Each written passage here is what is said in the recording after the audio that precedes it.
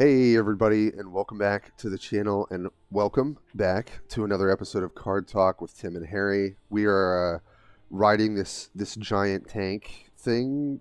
Not, I think we're going to see the card later, but into battle here for, I guess, the day of Ascension has finally come for the Genestealers, and as always, of course, I'm joined by my co-host here, Harry, and man, I'm this is a special episode for both of us because we have the full card list to go over with you, including the offense and defense cards. I don't think we've had all of those cards before, Harry, unless I'm wrong. But I'm feeling pretty jazzed about all of it. How are you doing today?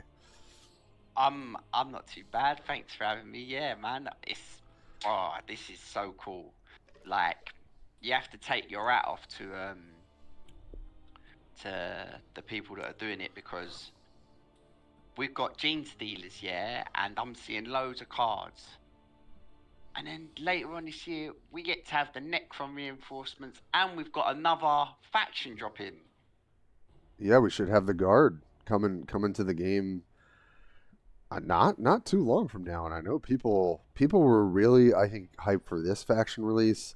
I think Imperial Guard is also going to be quite a big release too. That's just kind of been a staple of Warhammer, for Warhammer 40K for a long time. But yeah, this is special. We're gonna get to see everything today.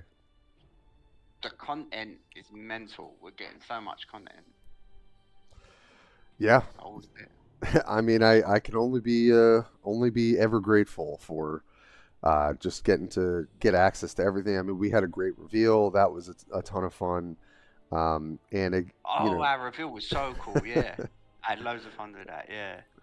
and Harry has been so good and has not looked at like 95% of these cards.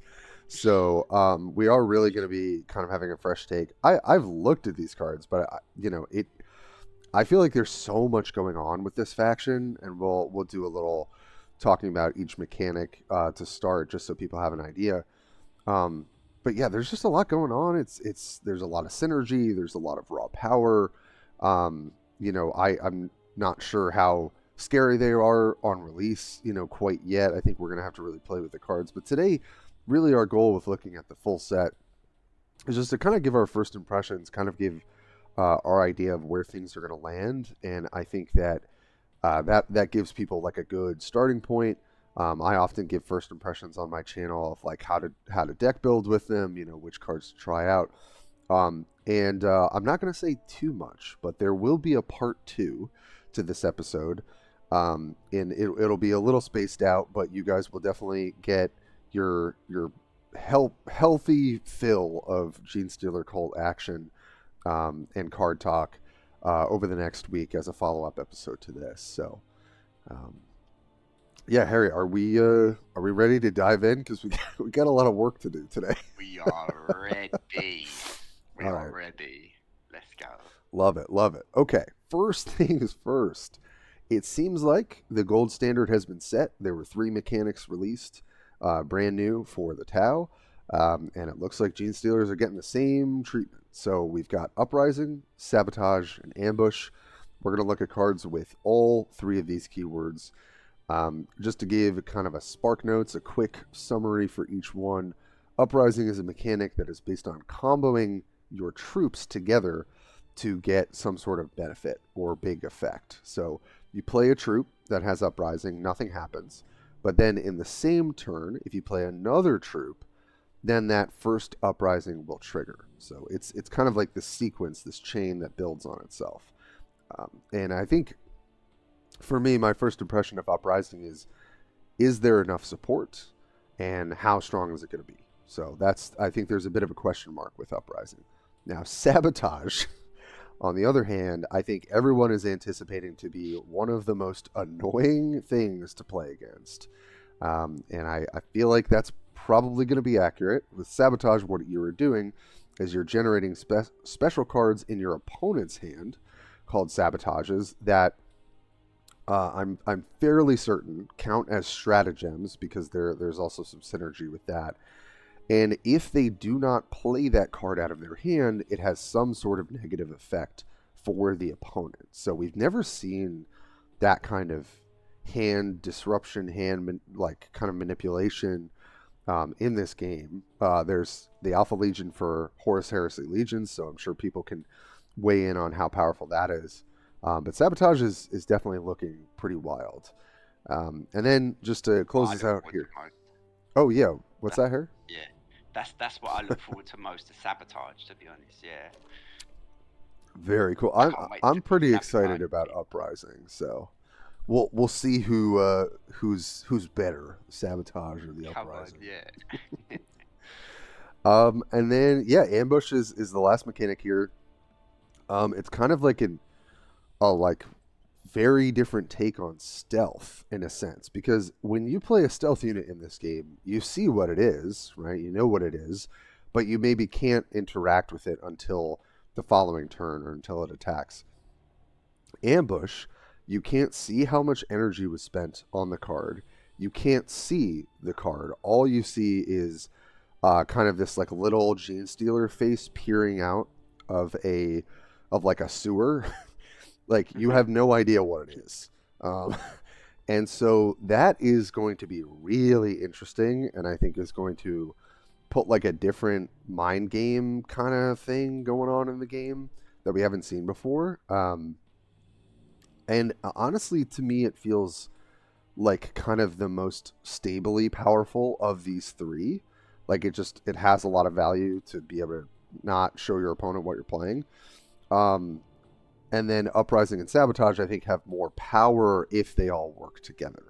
But you guys will be the judge. Harry and I will be talking about all these cards, but we've got a lot of mechanics to really kind of think about. And I think these are a little less easy to judge than I think for when we were looking at Marker Light and the Tau, when we kind of knew a lot of their stuff was powerful up front.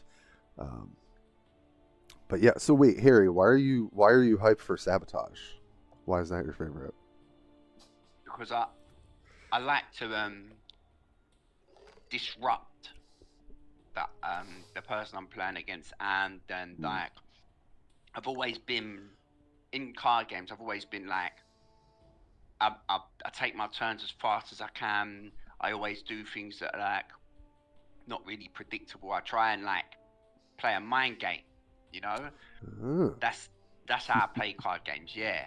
Like, if you've ever watched me, I take my turn so fast, so I'm back, and like I try and do it so like the other person's like, wait, what did he do? He didn't do it so slow, like, and then they're thinking, and then they're running their turn, you know. But I've trained myself to do it quick. But you do make mistakes when you take your turns faster. I will say that, but it's just the way I play. I like that personally. I do take my time with turns, like, but once I really get my mind around a deck, I definitely try to be faster with like certain play patterns. I do think intuitive card playing is like a real thing, you know, just going with your gut and just kind of going with your best instinct, your first instinct. So that's really interesting. Uprising for me is really exciting because I'm a big time Magic player for a long time, although I don't play the game so much these days. And Storm was a really fun mechanic in Magic, where if you played a bunch of spells in the same turn, then you play this kind of ultimate spell that does X more damage, X more whatever, based on how many cards you played that turn. So Uprising is like that, but with units. And I don't know, I've always loved combo decks and stuff like that, so it feels kind of combo-y to me. And there's actually quite a bit of synergy between, I think, Uprising and Sabotage and Ambush. They kind of all kind of cross-pollinate a little bit. So anyway, I probably talked too much about these mechanics and confused everyone. So let's just get into the cards, and you guys will let us know what you think. But we're psyched for Uprising and Sabotage, and I think Harry and I are both scared of Ambush. So we'll see how that goes. All right. Off to our first card here with Hybrid Metamorph. 4 energy, 3/4/4. So pretty even stats almost across the board. Blast 1. And then Uprising, gain +2 ranged attack and +1 health. One thing I'll say about Blast is as as the rise of the scarabs has come back, and other things with Tau going wide with drones and things like that. Blast actually has quite a lot of value at different points in the meta. So I think that's kind of an interesting thing. We're going to see Blast quite a lot with the Genestealers, so I wonder if that was like a way to help them kind of stay in the game against go wide strategies. Um, but as a common card, I kind of like this card. I think it's got good stats. I think when you combo like the 1-drop Upriser, which Harry and I previewed and we'll go over today, with something like this, so you play it on 5 energy, and then it can come down essentially as a 3/6/5, right? Because it'll get that uprising buff. That seems kind of nice to me. But how do you feel about this card, Harry? I think this card's unbelievable. Like, yeah, I think this is the card. This card's you're gonna be seeing this card a lot, because that blast 1 helps you with Sisters of Battle as well. Not only Tau, it helps you, like, you know, when they're praying and they've got to do the 1 damage. The blast is really very good, true. So, yep. And even like 4 energy, 4 health, 4/3, even if it was in like and 1 blast, even if it was in the deck without the uprising, and like if you was getting the 2 attack and the 1 health, like, you are loving all day long. That is awesome.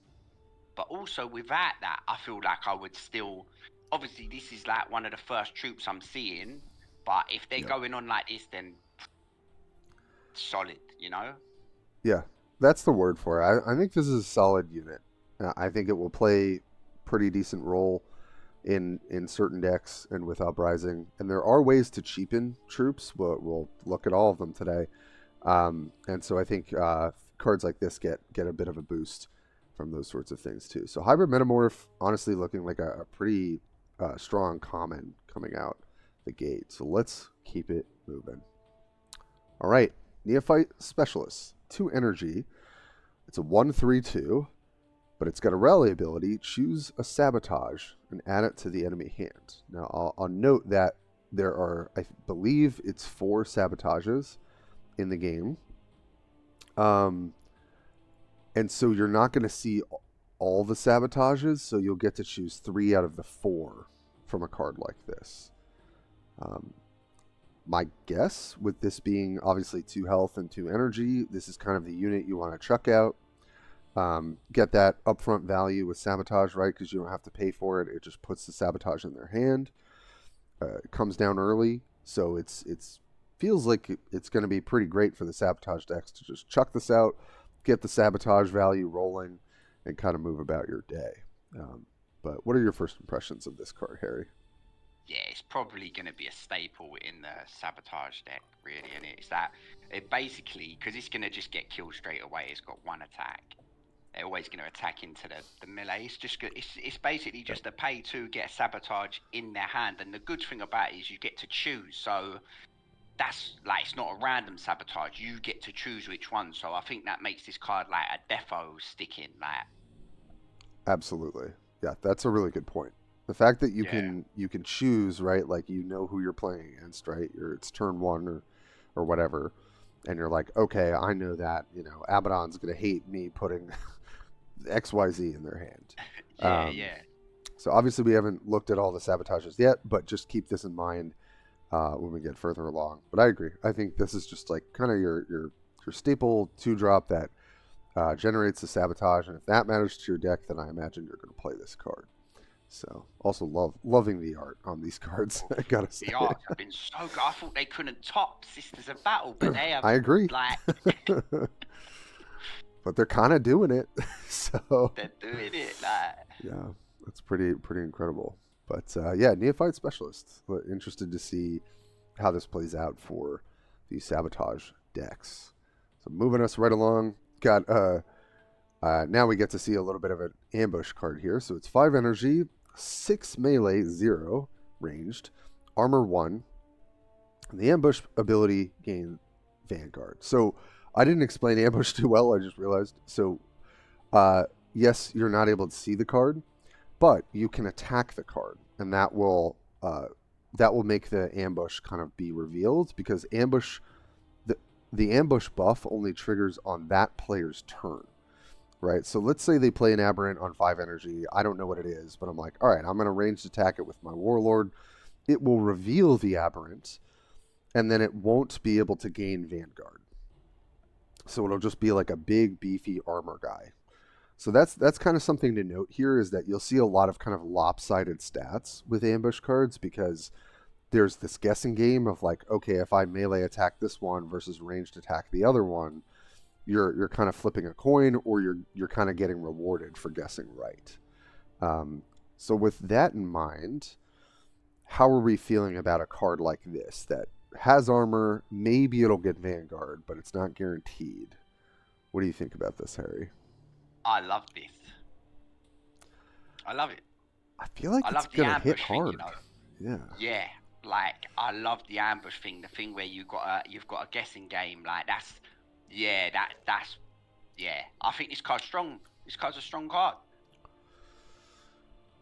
Yeah, it's I think one of the best things to evaluating cards is to think about different kind of analogous units, right? So if we think about the 5 energy, 5 health, 2 armor card coming out of the Tyranids, right?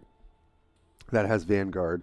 This is pretty similar stats. It's got 1 less armor, and it's not guaranteed to get the Vanguard, but also they don't know what this unit is when it's first out. So I think, the floor of this card, right, is ranged attack to reveal it. It takes 1 damage, and then it's really up to your opponent on 5 energy or 6 energy to be able to do an additional 5 damage into this card to clear it, because otherwise it's still going to clock you for like 6 damage the following turn. It seems like you can remove this without a ton of work, depending on what deck you're playing, if you have flankers. But in a deck that may not have as good removal or as good flankers, this seems like it can get you quite a bit of value. And if it's not revealed out of ambush, having a Vanguard armor, is going to be generally pretty good at 5 energy. So that's Mr. Aberrant. We're going to look at some other kind of scary looking guys this whole time. So we're going to really get the full range of their artwork for this set. So next, like I said, we've got the Abominant, which is 7 energy, 7/0. And so this thing's also going to hit you like a truck if it lives. 7 health, and it's got concussive, and its ambushes gain 2 armor. So we see that 2 turns later, right, on 7 energy instead of 5 energy, not only does it get an additional armor if it's able to ambush, but it's also got concussive, meaning that when you try to attack this thing to figure out what unit it is, you're going to get concussed. So I feel like this guy has a little bit more power packed into him, although he does not have the 1 armor up front as opposed to the Aberrant we just talked about. But thoughts on this guy, Harry? You don't want him getting the 2 armor. Definitely not. You do not want him getting it. But the thing is that worries me is it going to be in a case of like on turn 7 they know that this has been played? Like I know it's going to have ambush, but it's turn 7. You've put down 1 card, and it's like, oh, that's got to be an abomination. I'm just, do you know what I'm saying? So like, yeah, I have to see how like you have to play other ambush cards that have like, I hope there are ones with more range attack, which you on turn 7 you can go, right, they think it's going to be the abomination, let's drop this, do you know what I'm saying? And then they trade into it. So it's like, yeah, our game's going to go on long enough for you to bang this down on turn 10 or something, because you're never going to bang it down on turn 7 because they're going to know. Right. And that's a really, really important note for the weakness of ambush, which is that if there's only 1 7 drop with ambush or 5 drop, right, you can guess, you can make that guess work pretty easy. Now, there are things that reduce troop cost. There are things that kind of manipulate when a troop might come out versus not. So that kind of puts a little bit more question marks into the mix. But I do think that is a flaw of ambush, right? That's something you can try and exploit. The question is, if these cards are exposed and not able to ambush, are they still good enough? And I think Abominant is pretty costly. Even Aberrant, I think, is like, I think reasonably costed for what it's getting you at the floor. Um, so They're it's both alright really, cards. yeah, they seem fine. They seem Yeah. fine. I don't think they would be bad to put in your day one, week one deck necessarily. They kind of serve like a defensive, but also at times offensive role in their slot. So, but we also have to see, yeah, how effective ambushing actually is. But if, like This Harry said, artwork is my favourite. this thing is This is my scary. favourite looking card in the game. Dang, all right, favorite. 100%. I mean, we'll see if you have like 10 favorites by the end of this, because I think we got we got a lot more to look at. But yeah, it looks the Abominant looks insane. My cat agrees. She's walking up to take a look. And yeah, I think like Harry said, if this thing gets armor, it's maybe going to be lights out. But yeah, that's the Abominant. Moving on to, I think, what will be a fan favorite, which is the Cult Lehman Russ. 10 energy, 610 on the attack stats, 10 health, and 1 armor. And it's got Vanguard as well on top of that. And its uprising is deal 5 damage to a random enemy. So as far as 10 cost cards go, this thing is doing quite a lot. Obviously, most games, I think it's safe to say, unless the format gets really, really slow, this card is going to be a little too costly. But what's kind of crazy is to see an Imperial Guard tank for the first time in this game, but that it's taken over by the cult of the Genestealers. This is definitely one of my favorites art-wise, just to be able to see this tank with the Genestealer logo slapped on it. But yeah, how do you feel about this card, Harry? I love that it's got Vanguard. Um, yeah, 10 energy. We rarely get to see these 10 energy cards though in games, do we? Yes. That's the only Yes. thing. But no, this is good. I like this. I think you probably will play it in your uprising deck. You will, because you're saying that you can reduce the cost if you can bring it down to a 9 or an 8. Game over. Yeah, I think 10 energy cards rarely make the cut. Maybe we'll see something different this time around. The uprising trigger is a little interesting because, like, how much more energy are you going to have to play other things? But if you can reduce this cost or reduce some 1 or 2 drops down to 0, then on 10 energy you could play this and play some of the other cheaper uprisings to get this thing to start pumping big, cannon shots out there. Yeah. Probably not going to make the cut most of the time, but very cool looking card. Inherently a very powerful card, but it is going to cost quite a lot. So unless this is getting reduced like the Repulsor Executioner for the Space Marines, I doubt that this will see a ton of play.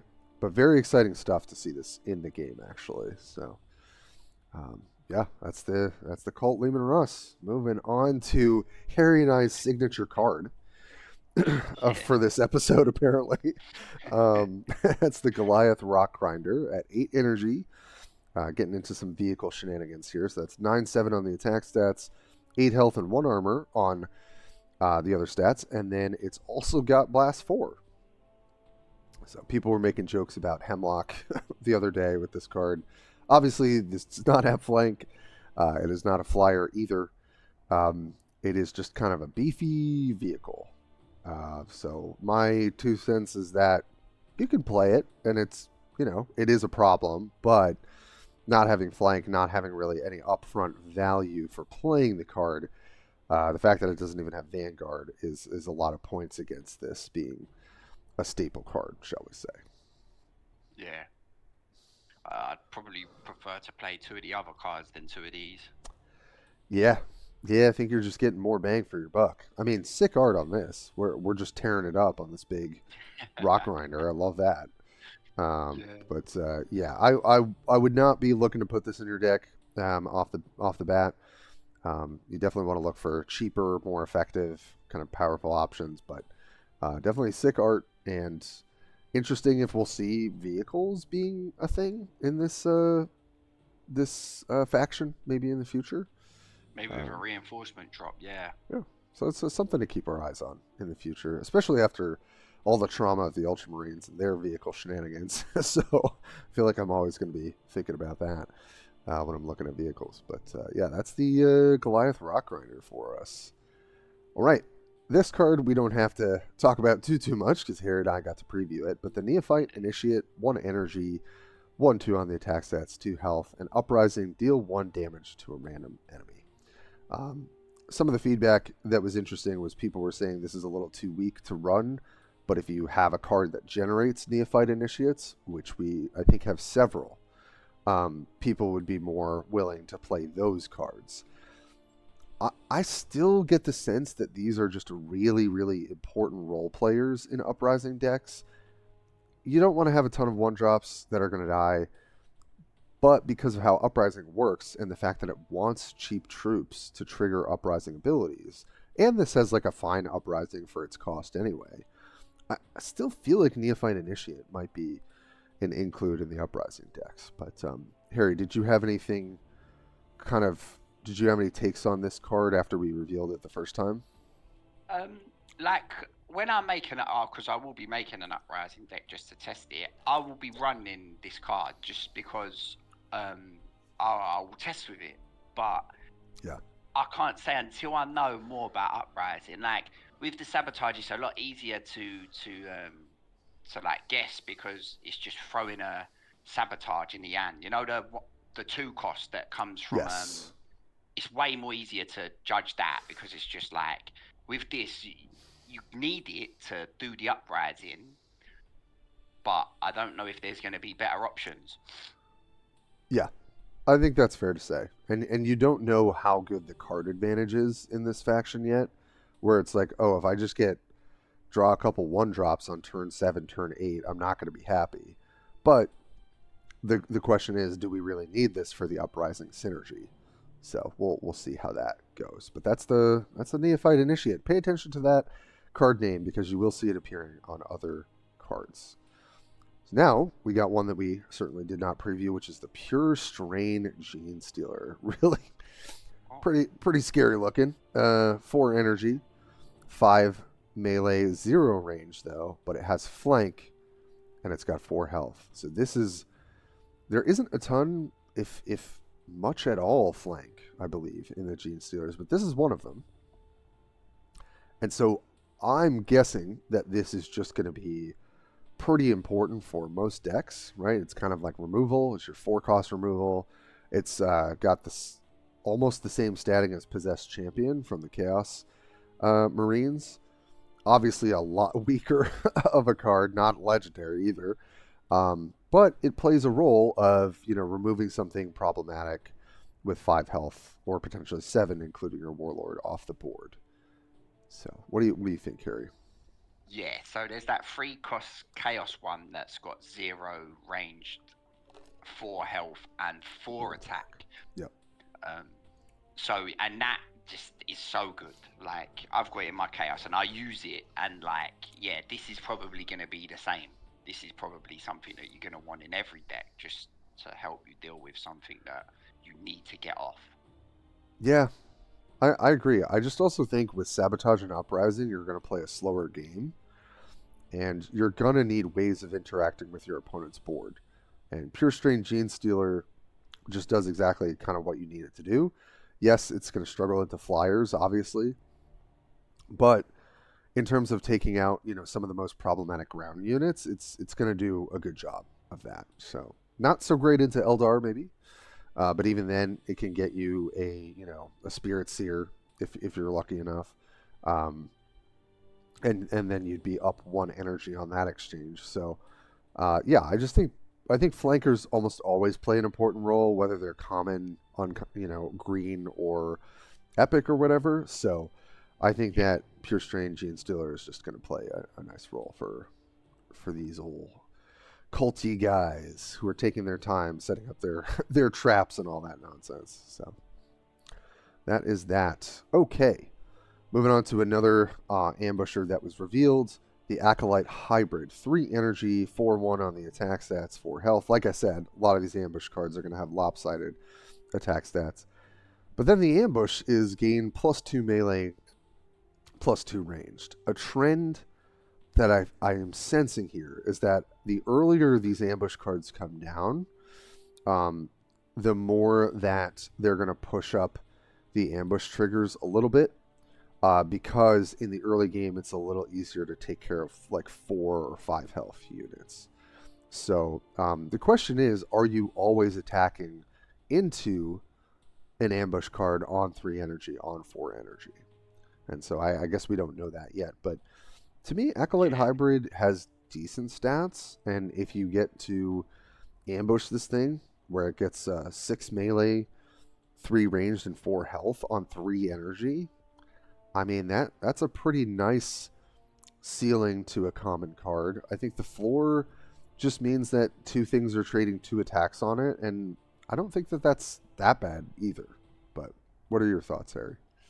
So with this ambush, you've got to realise that you're probably not even going to play this on 3, because if you're playing the mind game and you want to make sure that you can trick him, on that turn 7 and things like that. But he's good to play on turn 3 as well. Like you said, they have to trade 2 things into him. But if you play it on turn 3, you kind of just give away your plan, Yeah, that's a good point. I think we will look at some other ambushers on 3, so you get a little bit of a coin flip going, so maybe you can curve them out. Yeah, I think it's hard to judge quite yet.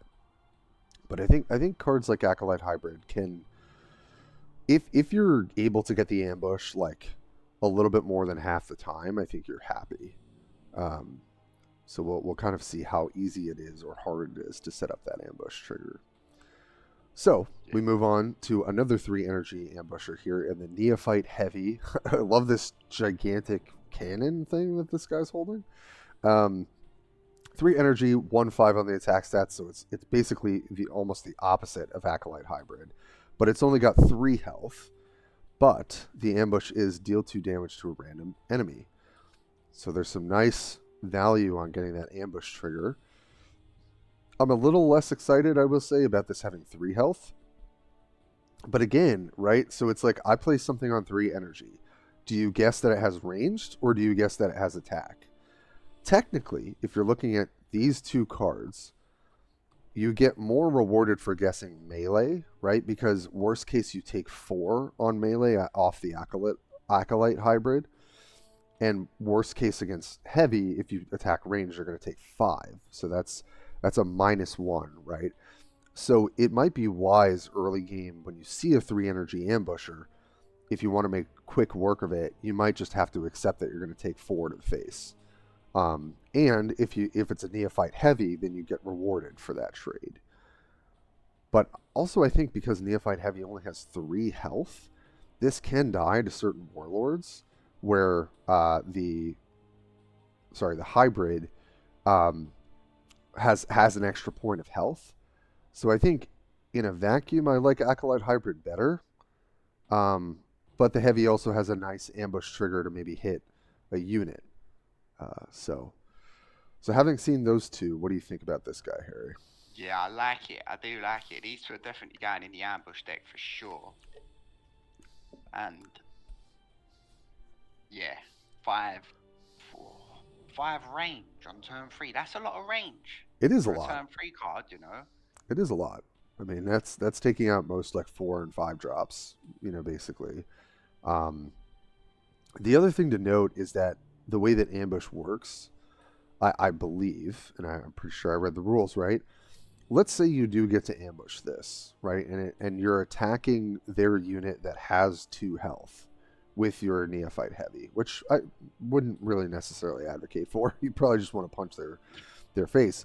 But what I understand is that the ambush happens, it kills the unit, and then you get to have your attack kind of go over again. Like you're able to reassign attacks, I believe. So there's also this little aspect of like, if your ambusher lives the dream and is able to ambush, and it takes out a unit with like a special ambush trigger, then you kind of get even more value because you can kind of choose how you want to attack after that trigger has happened. So there's a little bit of a layer there, but I think the upside of running both hybrid and heavy is that you leave your opponent with a 50-50 chance of guessing right.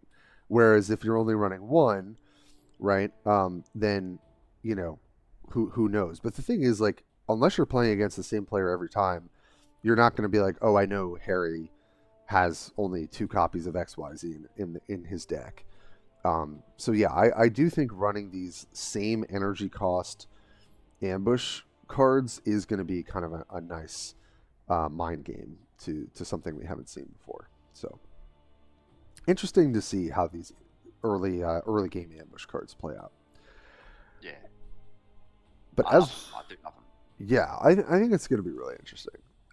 Another card that is ambush but plays well with sabotage, we're going to look at right now, is the Neophyte Hybrid. 2 energy, 1/3/3. Love to see the 3 health on a 2-drop. Ambush, create a random sabotage in the enemy hand. So this is interesting. So we've got the 2-drop that is 2 health, but puts a sabotage in their hand. Now we have a 2-drop that if it ambushes, you get to create a sabotage in the enemy hand. So this is another early ambusher you get to kind of toss out, and maybe they can clear it, maybe they can't, but if they choose not to attack it, then you get that sabotage in their hand. My kind of feeling is as the cost of ambushers goes down, the power of them obviously goes down, so you're not punished as much for attacking into something like this. And if you're only able to deal a bit of damage but not get the ambush to sabotage, I feel like this card is a little weaker than some of the other ambushers. So I'm not sure that you're going to put this in necessarily more ambush heavy decks, although I think it plays nicely with sabotage. It depends on what you're trying to do in the early game. So I'm not sure Neophyte Hybrid's going to make the cut, but what are your thoughts, Harry? I think it's a solid 2-drop though. I do think it's a solid 2-drop. The 3 health makes a difference for sure. Yeah, and maybe you don't play this on 2. Maybe you play this on 3, so you can add more mind games to the, oh, is it one of that? Which one of the 3 could it be, you know? That's so true. Yeah, you could just delay, and then they're kind of guessing, oh, maybe it's that range guy, maybe it's that melee guy. Yeah, so I think you delay with this card for sure. You don't drop this on 2, no way. You do this on 3, so there's more options. Yeah, we'll have to try it, test with it. Yeah, because as the cost goes up of the cards, you're kind of like, when you're playing against it, you're kind of like, okay, these are getting stronger and stronger ambush cards, and so I might have to think really, really carefully about my attacks. I think that's an important note, Harry. I hadn't thought about necessarily like holding for certain situations, but I agree. So maybe Neophyte Hybrid is going to make the cut. Kind of thinking about it a little bit more. So we will see. All right. We've got the Acolyte leader looking pretty nasty in this picture. So cool. Yeah, no, he's sick. I also love the las gun that they've clearly taken off some poor guardsmen. It's going to be 4 energy, 4/4/4 across the board, which is pretty solid. When your opponent plays a stratagem, give +1 melee and +1 health to your troops. So you might be asking yourself, why do I care about that? Like we talked about before, stratagems are also counted as sabotages. So when your opponent has to get that sabotage out of their hand because it has a negative effect, and we're going to get into those very soon, then this thing and your other troops are going to get +1 melee and +1 health. Now, also, if they happen to be Varro Tigurius, or I don't know, some other, or I guess like Anva, right, who's using their stratagem, each turn, or trying to get more benefit from their stratagem, Acolyte Leader gets a little bit of a bump because although it is a 4/4/4 and on 4 energy, all it takes is like an attack and a flanker, an attack and a small ping spell. I think that's kind of like the biggest point against this card. I kind of like the 4-drop that we first looked at today, the first card, because it gets kind of the bump when you play it to have 5 health or more, depending on the uprising triggers. So Acolyte Leader, like day one, seems like a fine card for your deck. Like I think you will get something out of it, but it's more of a sabotage card. I don't think you're playing this if you're not playing a pretty heavy sabotage strategy, because I just don't think it will do enough if that's the case. I know this is a sabotage card for sure, but Yeah. I still think this card's quite cool though. I still think, I think this card's a good card.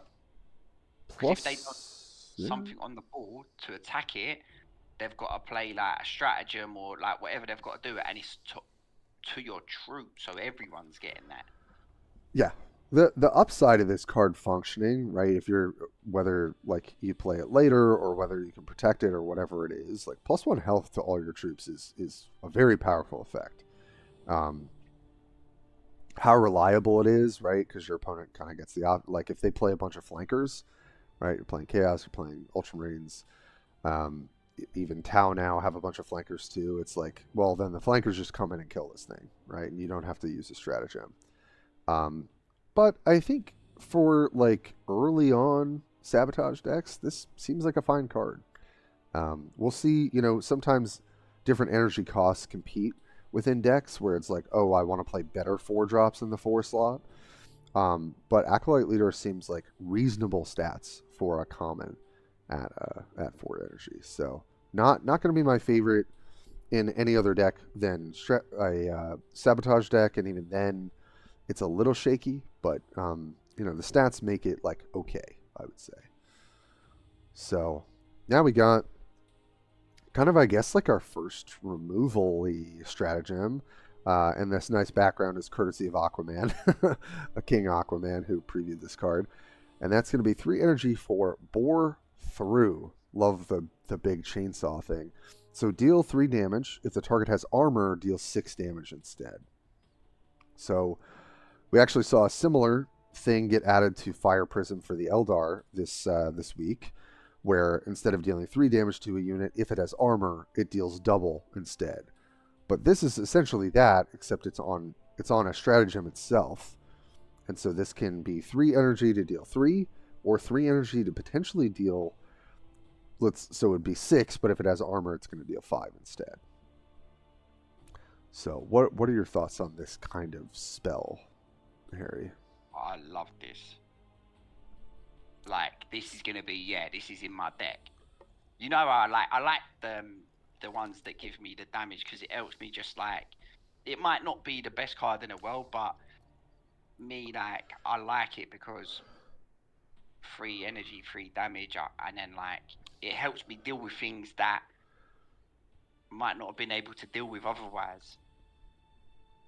Yeah, I'm kind of thinking about even the Aberrant guy that we looked at earlier, who has 1 armor and can gain Vanguard on ambush. Like, Bore Through is a really nice answer to that, right? You like make your attack, see what ambush card it is. Oh, it's got armor. Great, I get to pay 3 energy to bore through that whole thing. Obviously, that's kind of an optimal scenario, but I don't know. Bore Through 3 energy for 3 damage is very fair, and so it's fine enough, I think. And then the fact that this does have a nice condition for armor, where it's really getting you somewhere on trying to clear that unit out. I do think that this card is a solid card to be playing. Maybe there's other better stuff to be doing. Maybe Genestealer Cults are not too concerned with removal, and they're more concerned with just playing their own game, right? I'm going to just spam my uprising units. I'm just going to spam my sabotage at you. But you still need some removal. So, I mean, at least I think so. So I think we'll see Bore Through around, and I kind of like this change where there's a modality. It deals 3 if it doesn't have armor, it deals 6 if it does. I generally like that sort of design. So happy to see Bore Through entering this game. And then, card that Harry and I previewed, Summon the Cult, and a quick rules note here, right? The troops deployed with Summon the Cult would also count for Uprising triggers. You're going to deploy 2 random 2-cost Genestealer Cult troops. So, just as a little review, we have seen a couple 2-costs. We've seen Neophyte Hybrid that has the Ambush Sabotage. We've also seen... oh no, I guess, is that the only 2 costs we've seen so far? Yeah. Okay. So we'll see more, but just kind of keep that in mind when we're thinking about Summon the Cult, is how good are these cult troops. So I don't have too much to say about this, Harry. Maybe we can kind of circle back looking at some of the other 2-cost Genestealer troops, but I still feel like this card is going to pull its weight in the Uprising decks specifically. Okay then, yeah. So because you've seen a little bit more than me, so you'll know a little bit more what's to come. So you'll know, like, yeah, if this is. But we did say that we want to see the other 2 drops before we talk about this one, you know. yeah. So I think we might just chat about this a little bit later once we see. So we've only seen 1 2-cost so far, but I still feel like Summon the Cult is going to be a better summon spell than we're used to. But all right, now we're going to get into the sabotages. So we've been talking a little bit about that. What do these sabotage cards actually look like? And I'll explain kind of how this works. So 2 energy, at the end of your turn, create a Neophyte Initiate in your opponent's hand. I love this art. It's got like the little propaganda sign with come join the Genestealer Cults. So how this works, right, is this cult propaganda is in your opponent's hand. They have to play 2 energy to get rid of it. And if they don't, at the end of your turn, that's going to refer, I believe, to them. Like at the end of their turn, if this is in their hand, you, as the player, are going to get the Neophyte Initiate, which is that 1-drop Uprising card that we talked about before. So just in terms of like, I know we haven't looked at all the sabotages together, Harry, but like, what do you think about this as an effect from sabotage? Yeah, this is. I think this is cool.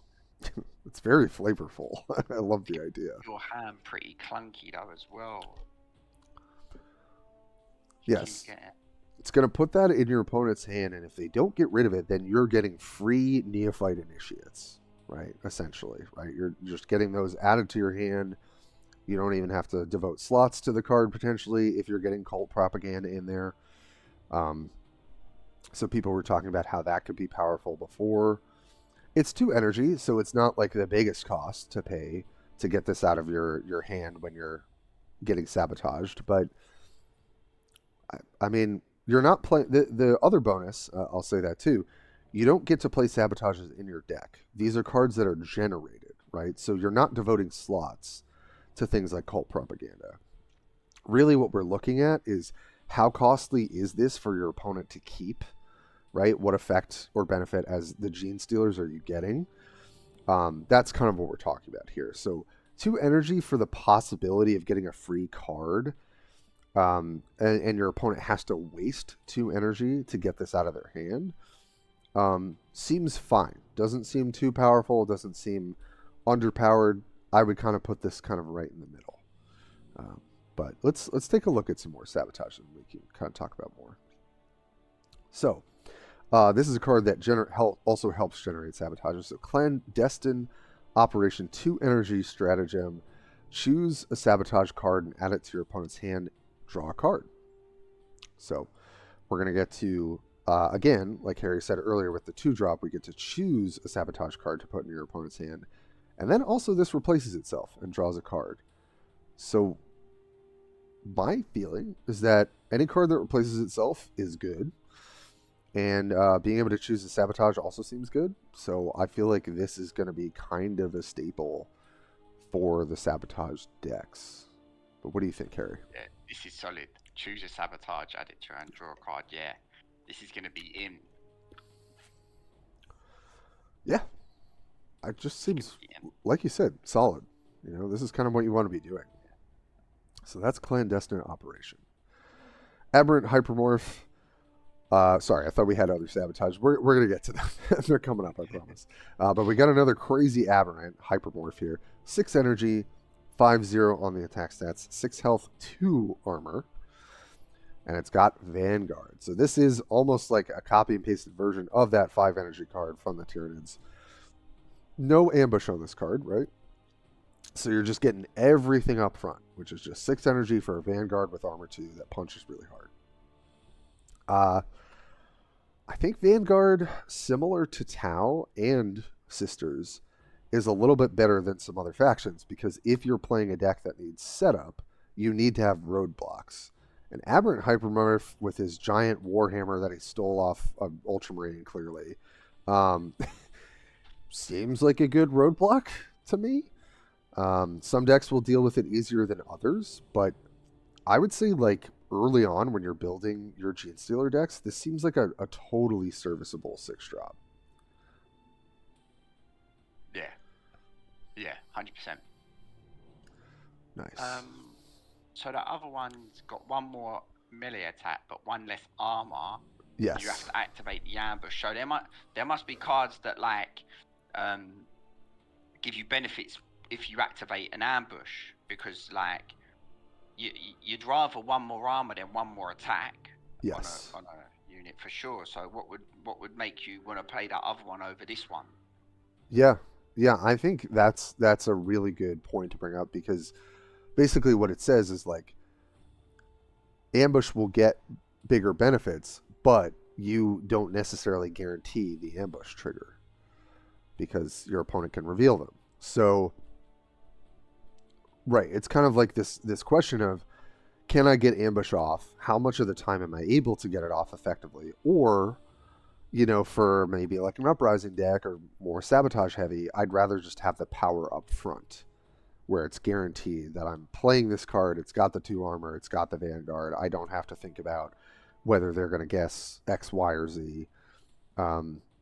So, I mean, until we play with the cards, like, I would think that cards like this, like the Aberrant Hypermorph, are a little bit more inherently consistent.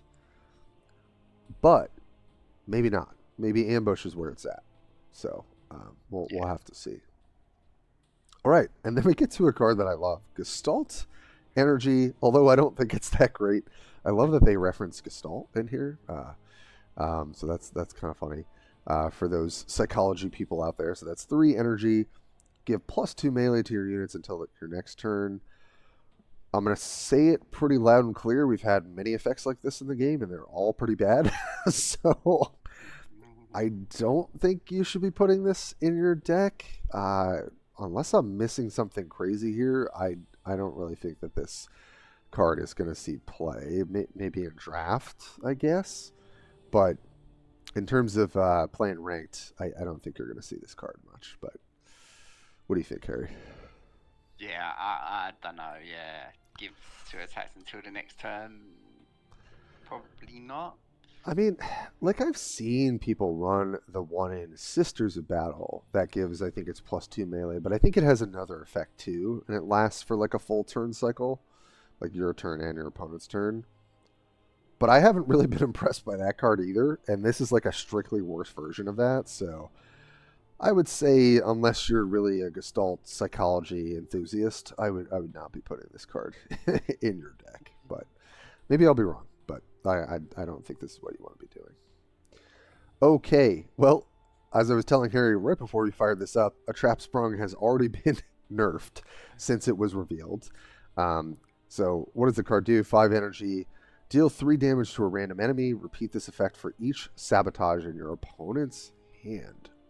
So this was actually deal 4 on reveal, but I think whether that was a typo or whatever, this is the card that's in the game, which is deal 3 damage. So repeat this effect for each sabotage in your opponent's hand. 5 energy. So if you're curving out with sabotage stuff, I think it's fair to say that if you're kind of doing the thing, you're maybe getting a sabotage in on 2 energy, 3 energy, and potentially 4 energy, depending on how your hand shakes out. And I think Clandestine Operation is going to be incredible, because if you go Operation Sabotage on your first turn, I replace it, draw another sabotage card, play that the following turn, play another Clandestine Operation. It's easy to see that by 5 energy, this could deal 9 random damage. But by them having 3 sabotages in their hand. That is if they're not playing them. And I imagine your opponent's going to be trying, at least maybe early on, to get some of those things out, or maybe they can ignore them. It's kind of hard to tell. But what do you think about Trap Sprung, Harry? So this makes it more urgent to play to get sabotages out of your hand. Yes, 100%. Which I was thinking that people are just going to leave the sabotages around because they're like, oh, you like. I haven't seen one that's like too like, oh, I gotta get this out now quick. But now that this has come around, Yeah, you don't want 3 sabotages in your hand. no, you definitely don't. 5 energy is, or that's an important energy breakpoint. Some people want to be playing a nice 5-drop, right? So instead you'd be playing a Trap Sprung. But you also probably just play this later when it's more beneficial to you. I mean, 5 energy to deal 3 damage to a random enemy. Repeat this effect for each sabotage, right? So repeating this 2 to 3 more times, 9 to 12 damage spread on a 5 energy card. That seems pretty terrifying. Even for the early game. So imagine playing this later when maybe like on a given turn you've been able to combo into like 3 more sabotages for your opponent's hand, right? And they're just spending their whole time trying to chuck these things out of there. I don't know. Trap Sprung seems a little scary to me. It's hard for me to say what the floor of this card is going to be. Like, is the floor just dealing 3? Because in that case, that's pretty bad. But if the floor is like 6 damage for 5 energy, that's already fine. And if you're consistently getting 5 energy for 9 damage spread, that seems like you're living the dream to me. Sabotaging everything that they're doing and then punishing them for it. So it is random though, random enemy. It is, so, which is a knock against it, 100%. Yeah. Love the art in the card. We see like a typical Genestealer, an Aberrant, some guy that kind of looks like a Space Marine back there. I don't know what's going on, but there's a lot of people banding together in this. It's like the Avengers for the Genestealers or something. I don't know, but they're all coming out for the trap. So I keep an eye on this card is what I would say, people. So, all right, now we're gonna get into some sabotages. Like I said before, honestly, this has got to be one of my favorite cards in the game. Improvised Barricade, 3 energy, and the text is "Do nothing."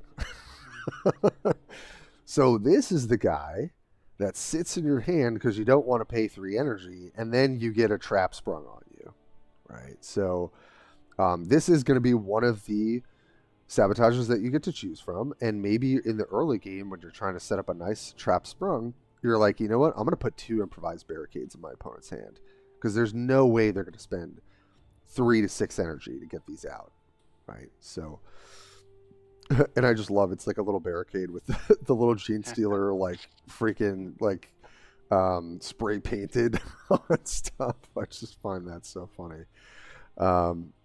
So yeah, what do you think of this in terms of a sabotage? We saw the one earlier, Harry, that's just you're getting a troop if they don't chuck it out. What do you think about this guy? Yeah, I think this is the one that's going to sit in the hand for because it's free energy as well. It's a lot of energy to be throwing down on a sabotage. Yeah. So it's not hurting them necessarily, but then it may hurt them later, and/or it's clogging their hand. So. Yeah, I like this one as well. Yeah, I just love the text "Do nothing." It just cracks me up. So yeah, that's improvised barricade. We'll take a look at some other sabotages as well. So here's one where it starts to get a little spicy. So poison supplies. This was also revealed. 2 energy. At the end of your turn, your troops take 1 damage. So if you're not getting rid of those poison supplies in your hand, this is gonna make kind of quick work of especially like troops in the early game. This is one I anticipate people are going to get out of their hand as soon as it can, depending on the deck they're playing. Now, if you're playing a deck that's kind of slow in the early game, maybe you've got a lot of health, you don't really have to worry about your troops taking 1 damage. Like Chaos could kind of shrug this off right? I could kind of imagine a world where you put this in Abaddon's hand, and then Abaddon's like, okay, I don't care. I'm going to play like a 6 health, 7 health unit, and then put dark packs on it. So like I don't really care that it's taking 1 damage each turn because I only need 1 threat on the board.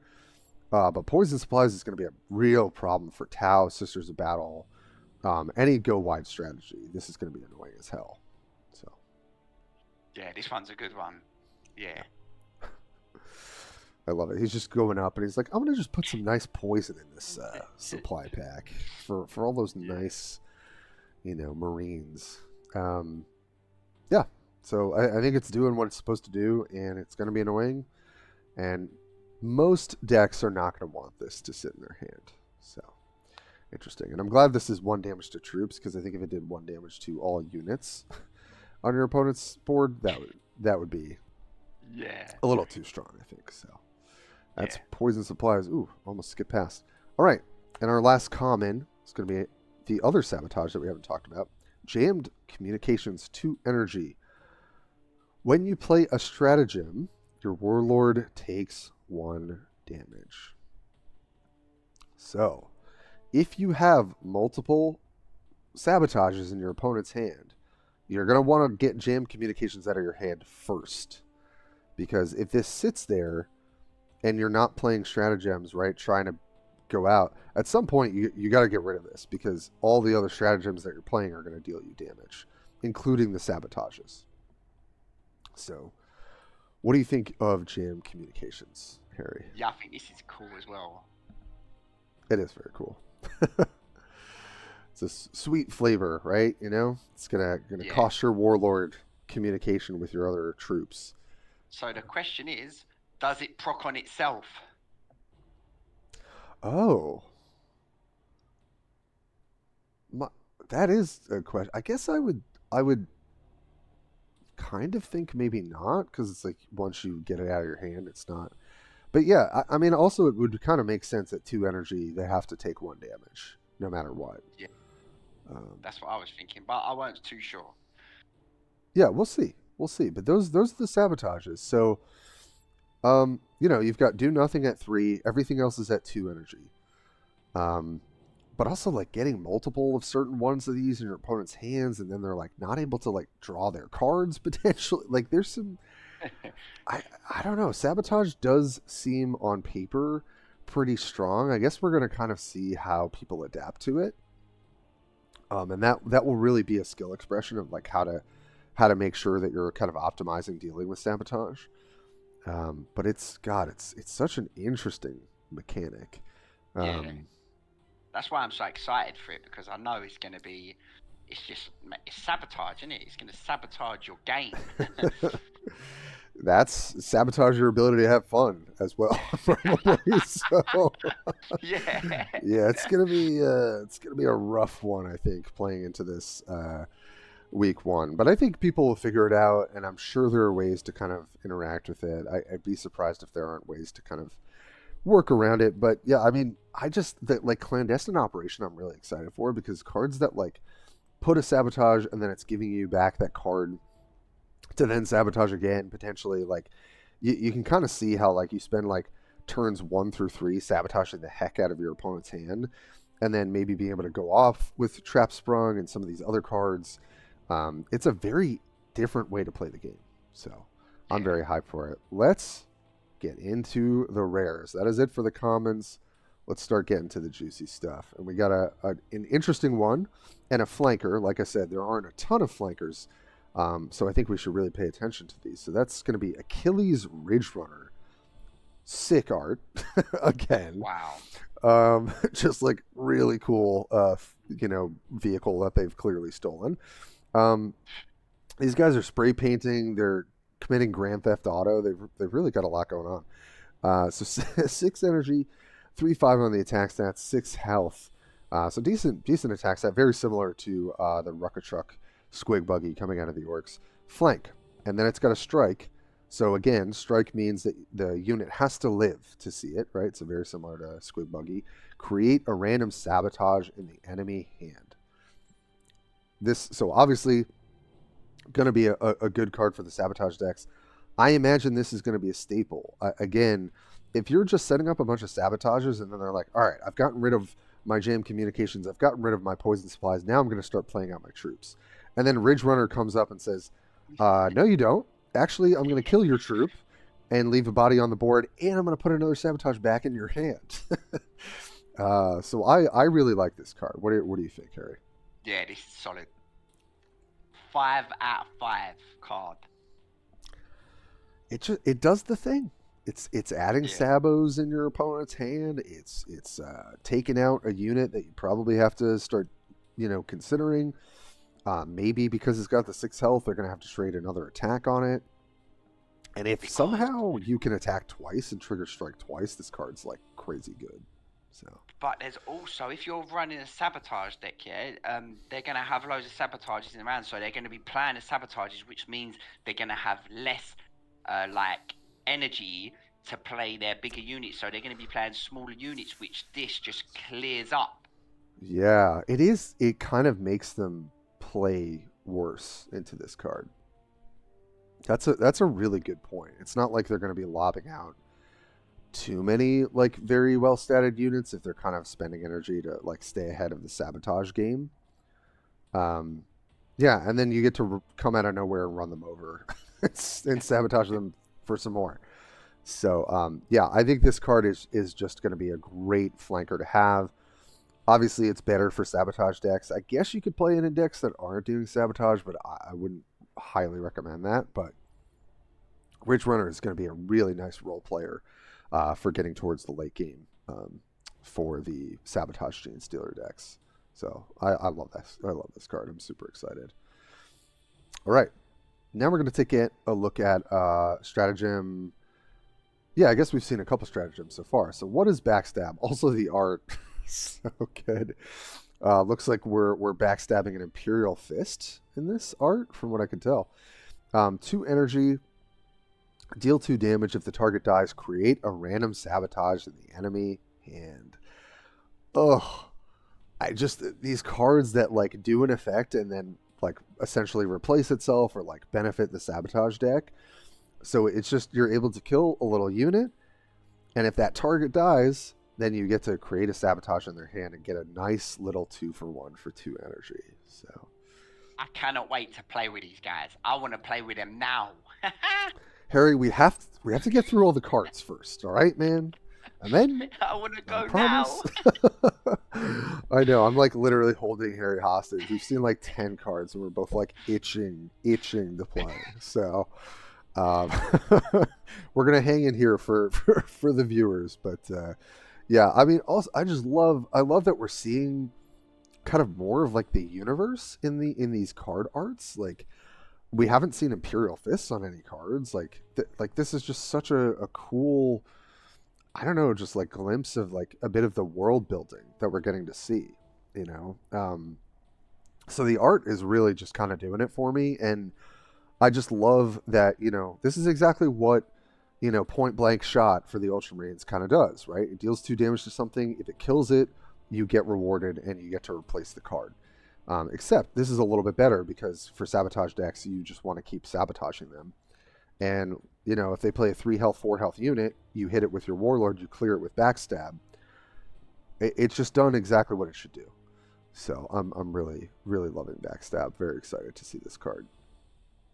All right, moving onward and upward, we got 4 energy Acolyte Specialist. This guy's got a lot of arms and a lot of stuff to do, and it looks like very explosive things to do. 1/5 on the attack stats, 4 health. Blast 2, again, we kind of talking about how Blast kind of shows up quite a lot, and obviously can be quite a powerful effect. And the ambush trigger is create a random sabotage in the enemy hand. So interesting, right? So let's say we're chucking out a sabotage turn 1, chucking out a sabotage turn 2. Then on 4 energy, you play an Acolyte Specialist. And this will survive at least 1 Warlord attack, right? See if they have anything else that they can do to clear this up. But if they choose not to, this thing is going to hit for 5, blast 2, and put a sabotage in the enemy hand. So the ceiling of this card is quite high. The floor of the card, however, if it's only dealing 1 damage to 2 units and gets cleared and doesn't ambush, to me is quite low. So it's hard to judge, because I think it depends on what good 4-drops the Sabotage deck wants. And I think if you live the dream, this card is doing it. But I'm not so sure if this is powerful enough up front. What do you think, Harry? Yeah, it's all about, like, maybe you save your turn 3 ambushes for turn 4 to try and bait him into thinking you're dropping this, you know? And like you said, maybe playing this later. And even, like on turn 7, you drop this and a turn 3 ambush, and then they've got to pick which one to go for. Yeah, that I could see being pretty powerful, actually. Like, you drop 2 ambush cards on the same turn. It's such a mind, like, which one would they have played first? Which one do they care about more? I think the upside of this card, the upside of ambush with sabotage specifically, is that if you're sabotaging, kind of these early turns, right, they're going to have to spend energy to kind of deal with that, which means they might have less energy to actually deal with an ambush card. So, like Harry was saying earlier, like, it might be the accumulation of, like, ambush plus sabotage that kind of really puts your opponent in a really awful position, like a rock in a hard place, where maybe these ambush cards that do sabotaging as well get a little bit more of a bump in terms of their power level. So, a bit of a question mark, I think, here. I think you really just got to kind of play games with these sorts of things to see how good they are, but I think it's a card that maybe I would try, like, as a part of an ambush package in a sabotage deck.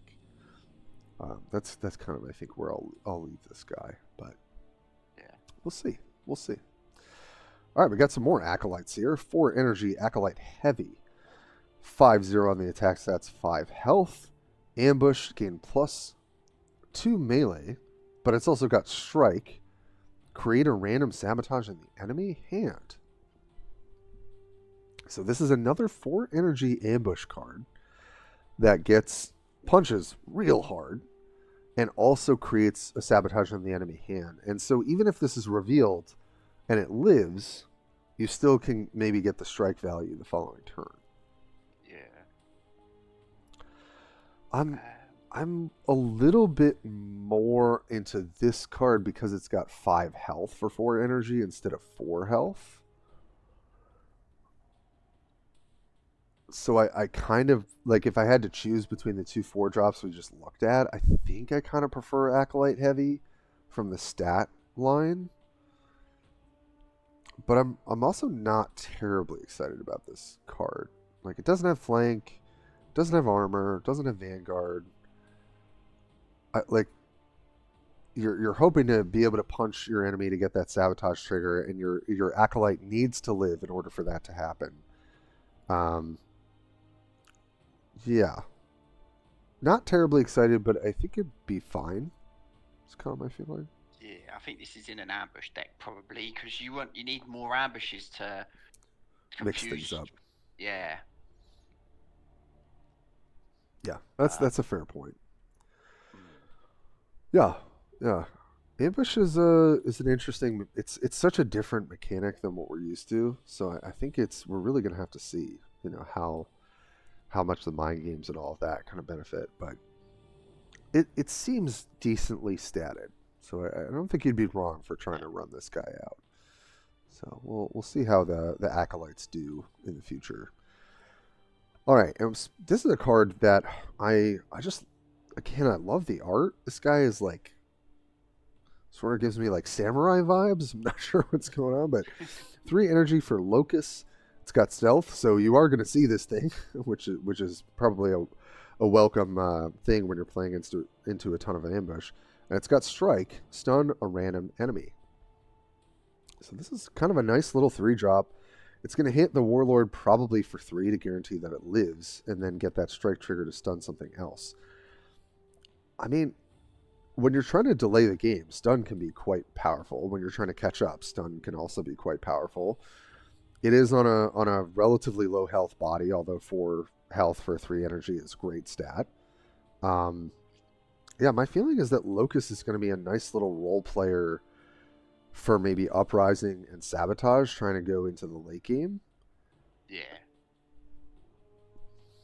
Yeah. How do you like this guy, Harry? Yeah, I think this is going in the deck. Yeah, this is definitely going in the deck. Stun. Because you've got to think as well.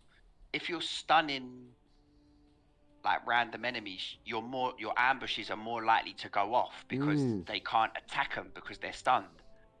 100%. Yes. Very good And point.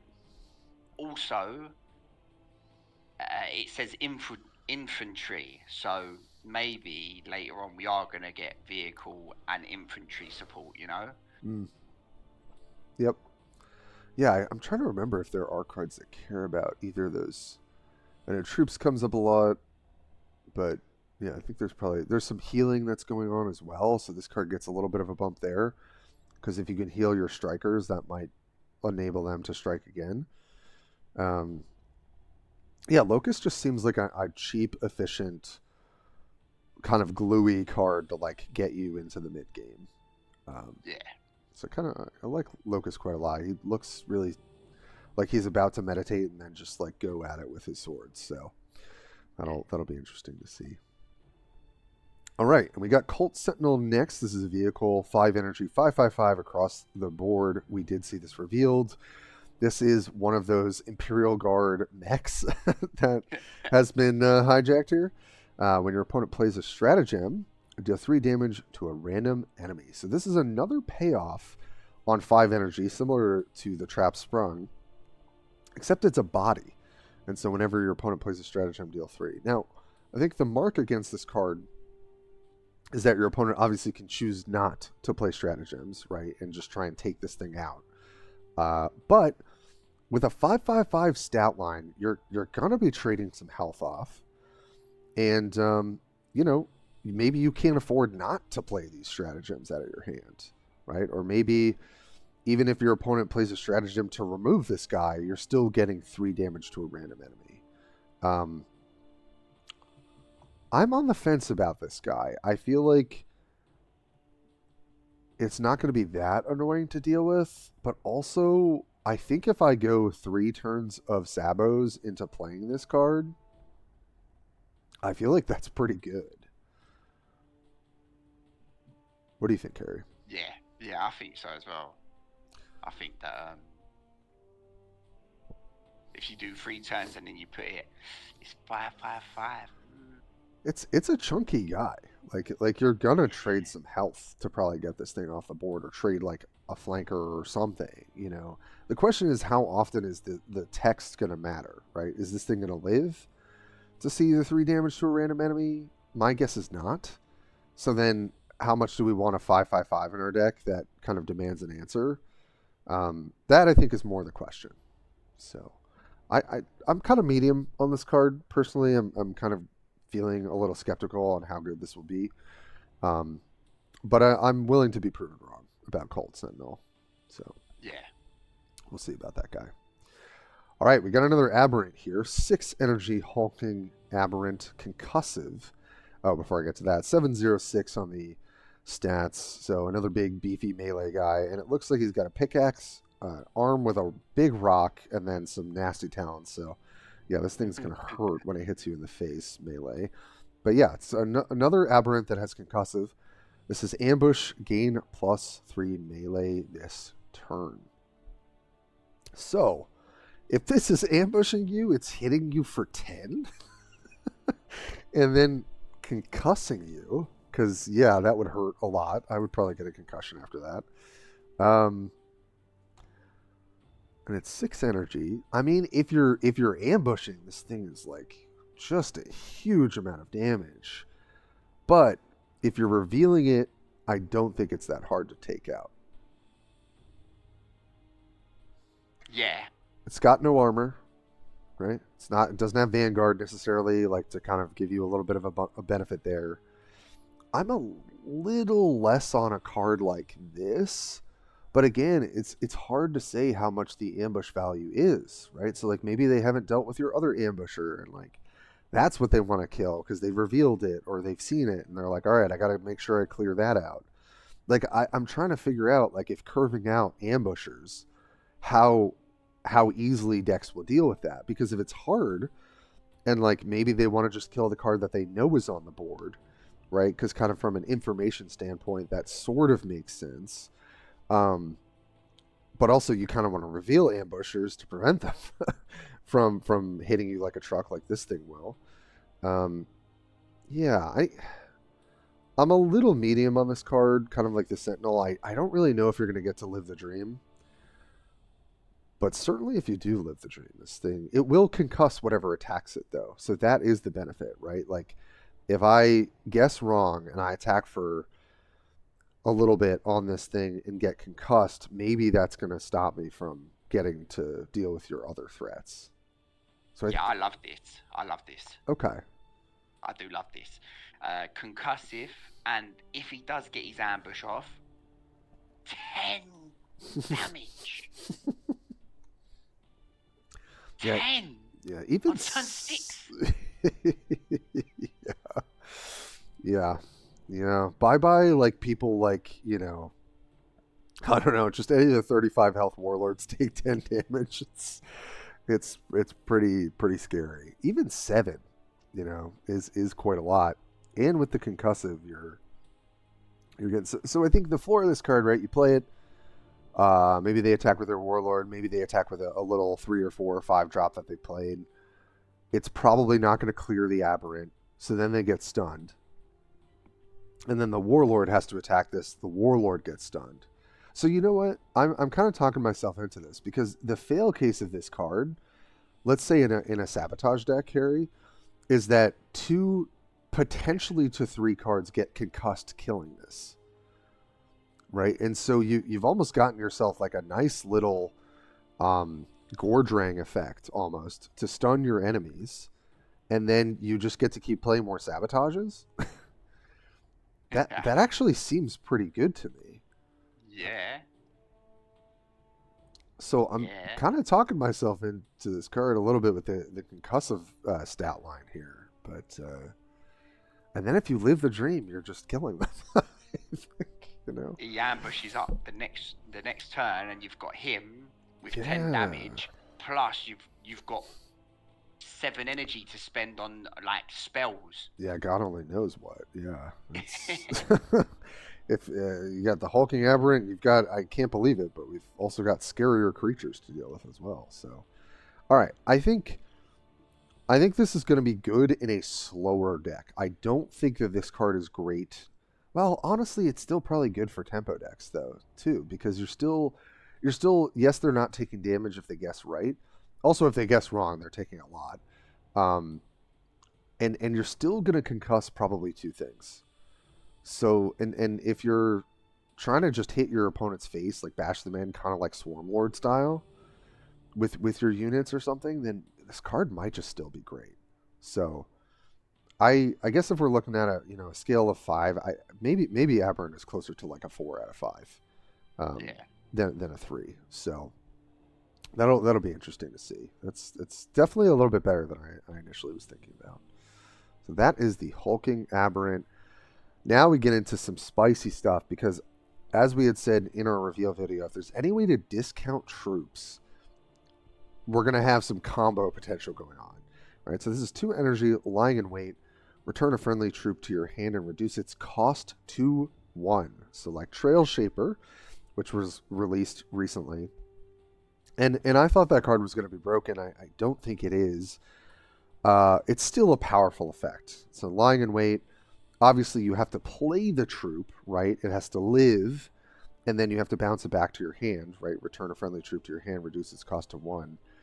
But I think when you're trying to stay in the game early with Uprising decks, with even sabotage decks that, rally, put another sabotage in their hand or something like that, lying in wait seems like it's going to be a bit of a role player for those decks.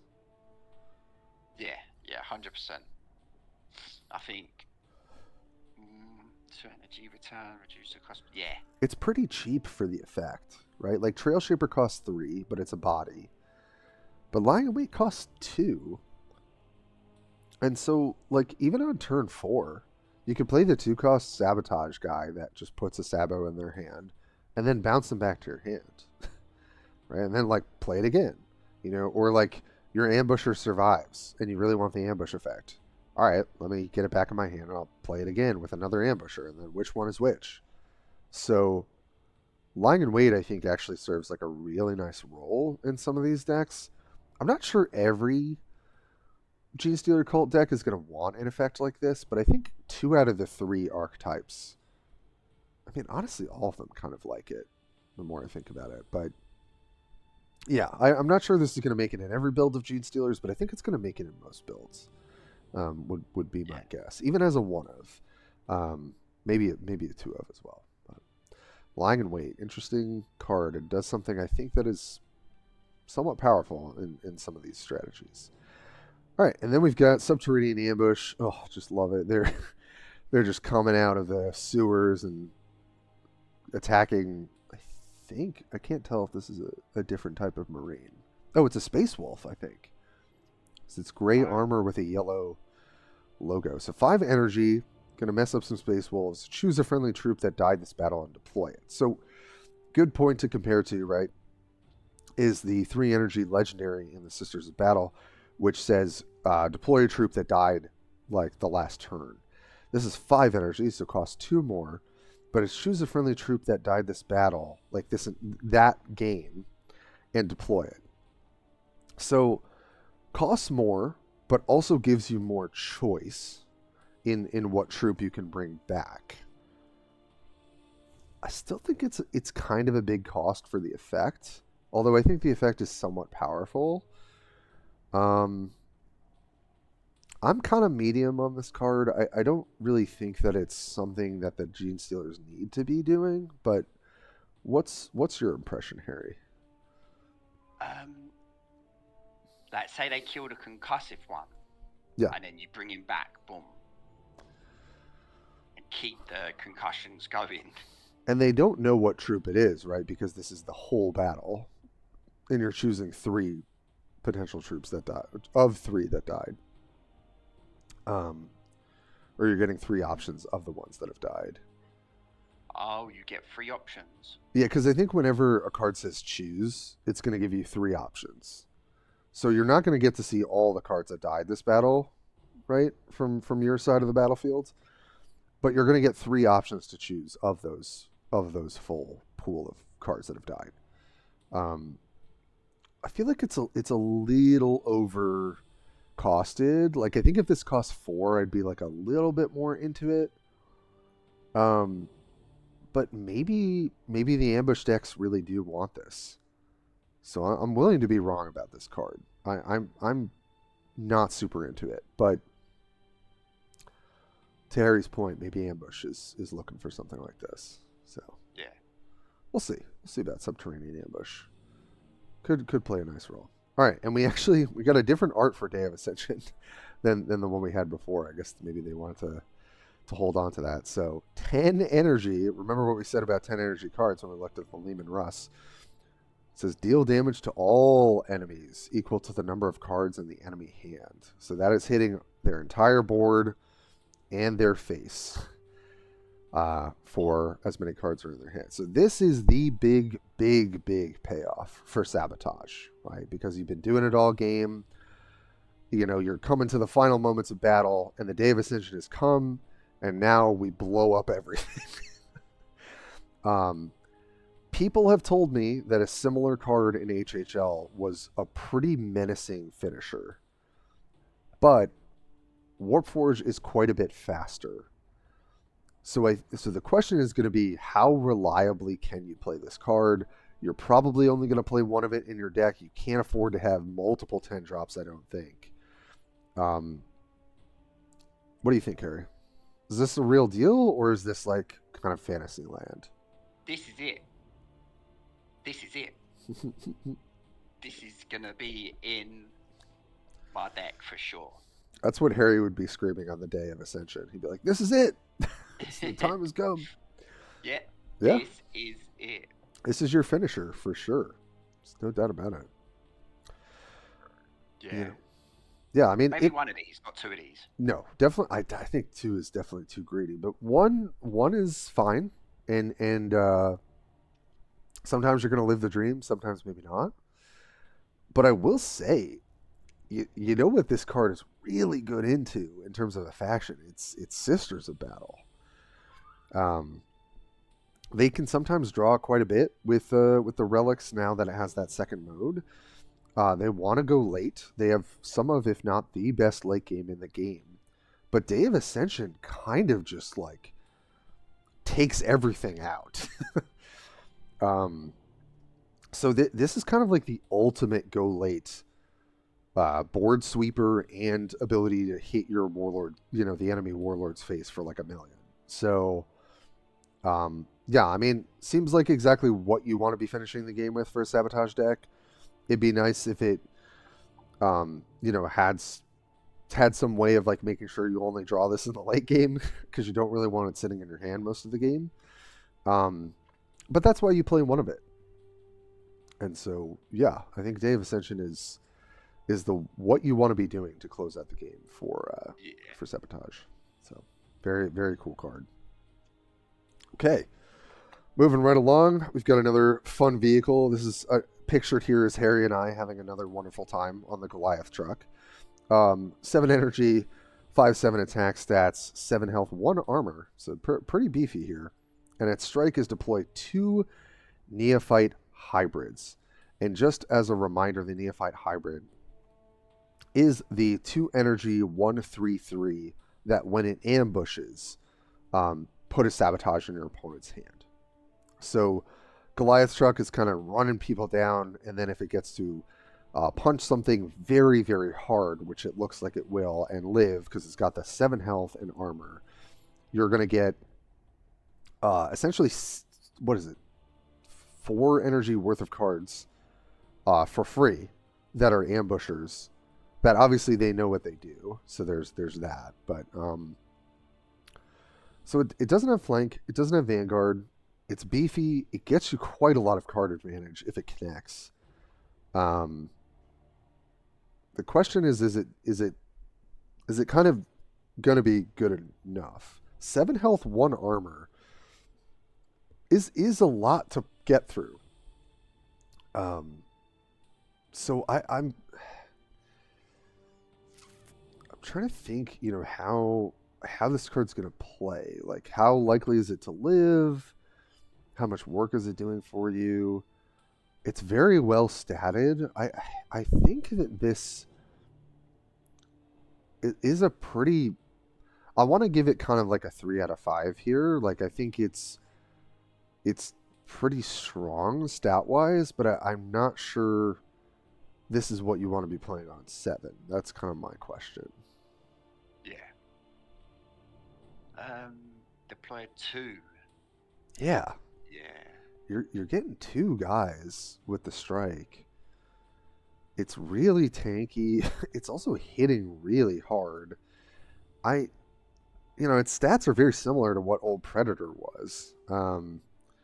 Obviously a lot less powerful because you're not getting the upfront value. If there were ways to give this flank, that would be really scary.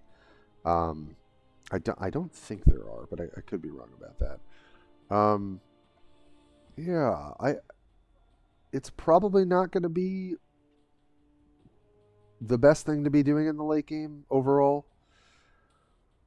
But I also think this card is a bit of a problem for your opponent to deal with, unless they have hard removal. So this might just be good for certain matchups and just not good for others, is kind of what I would say. Yeah. So, all right, we'll see if the truck makes the cut. I'm not so sure, but maybe. Okay, we get to card that is really wild.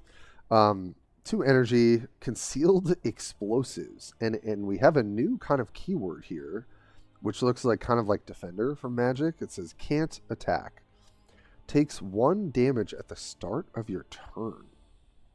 And then it's got an ambush ability.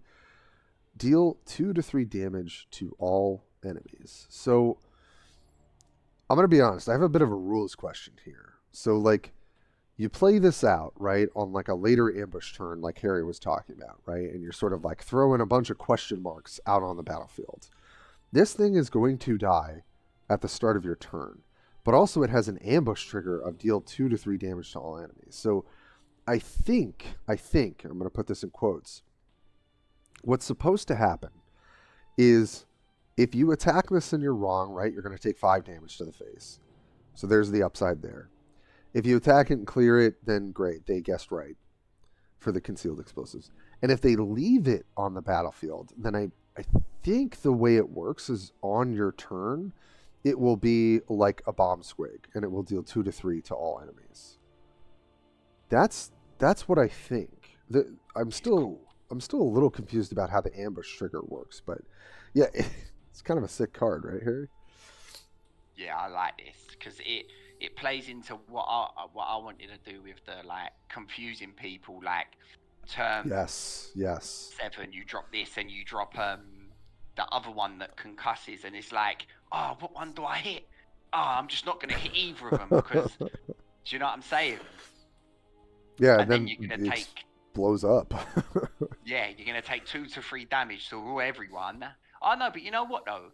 You will throw your unit, like you wouldn't throw your face into these things, but you will throw your units into them, like units that like, Yeah, it's true.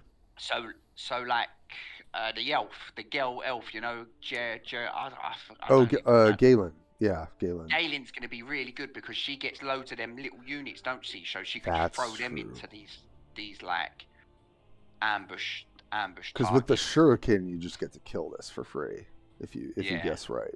Yeah, yeah. I mean, concealed explosives is I love it. Like whoever was working on the design for this set, I just like hats off to you guys. I just feel like you kind of nailed what things are supposed to be doing.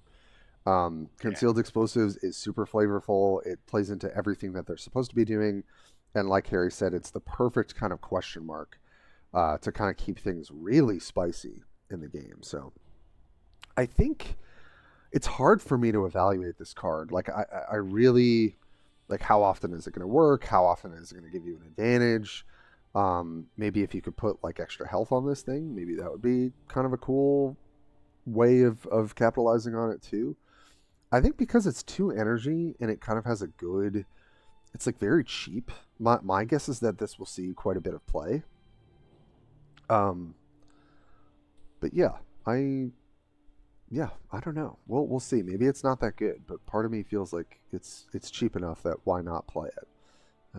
So we'll yeah. We're kind of gonna test it. We're gonna test with it anyway. We will be testing with this concealed yeah. explosives. Harry's gonna have a good time when I just run into all of his bombs going off. Um, but all right, well we'll keep it moving here. We're doing all right, I think. 5 energy, Metamorph Icon Bearer, 5/4/5, so pretty solid attack stats. And it's got a rally. Choose a 2-cost Genestealer Cult troop and create 2 copies in your hand. So I kind of like this already as a 5 energy, as opposed to like the Sentinel that we saw earlier, right? That concerns sabotage. You're going to get the upfront value, right? This is giving you 4 energy worth of troops in your hand. We've seen a few 2-cost troops already for the Genestealer Cult. We've got the 1/3/3. We've got the 1/3/2. Both kind of concerned sabotage. So Metamorph Icon Bearer seems like a little bit more slanted towards like a sabotage deck because of that, like the synergy you get from those 2 copies. But this also synergizes well with Uprising because you play this, you get some cheap 2-cost Genestealer Cult troops, and then your next turn, maybe you play a 2 or 3-cost Uprising, right? And then combo the other 2 drops with it. So, yeah. So I think Icon Bearer just seems like kind of a solid card. I mean, you can't really go wrong with like essentially a 3-for-1, right? You play it, it's a body itself, and then you're getting 2 more bodies in your hand. Um, I feel like this card is just kind of all around solid. Um, Yeah, yeah. I think this one's a good card, but you've also got to remember, if there's loads of Genestealers out there playing, and they're playing Sabotage decks, your hand's going to be so clunky to get another 2 Oh, cards. yeah. I see what you're saying. Maybe that's actually not that good of an effect. Because you're Depends on getting. how many people are playing Sabotage. Yeah. So okay, that's. I mean, I think that's good for us to think about and to talk about with the viewers is like this might be a little bit conditional in the sense of like when Genestealers are first released and everyone's playing them and everyone's sabotaging everyone else. Maybe Metamorph Icon Bearer is not quite what you want to be doing on 5.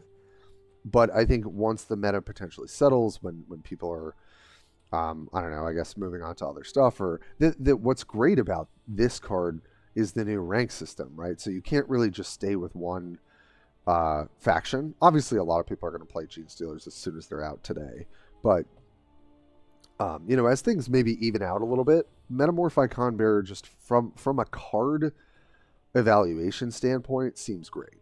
So Yeah. but I think Harry's note is really important here. It might not be as good in the early weeks here, so we'll see. All right, another infantry that is very interestingly statted 7 energy, 3/8 on the attack stats, and only 5 health. So this has got to be doing something, right? Rally, deal damage to an enemy troop equal to the number of cards in the enemy hand. Okay, so another sabotage payoff. And yes, it's got 5 health, but this thing is going to come down and it will be killing something. Certainly. Is it going to get to punch them back for 8? Pretty doubtful. So I think that's a little bit of living in dreamland because this thing is going to be super easy to clear at 7 energy, 8 energy. But it is still just like deal 3 damage to something, right, with its like melee attack, because when it probably dies, that's what it's going to do, and kill a troop. And rally applies through camo as well, so that's like a nice little bump, into something like chaos potentially. I don't really see you playing maybe more than 1 in your deck. I don't know that you would want to, but I feel like Benefactus could be a good one of. Yeah.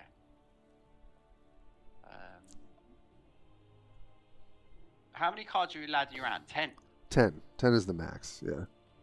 By turn 7, you should be clunking out their hand with loads of sabotages. So you should be able to do like between 6.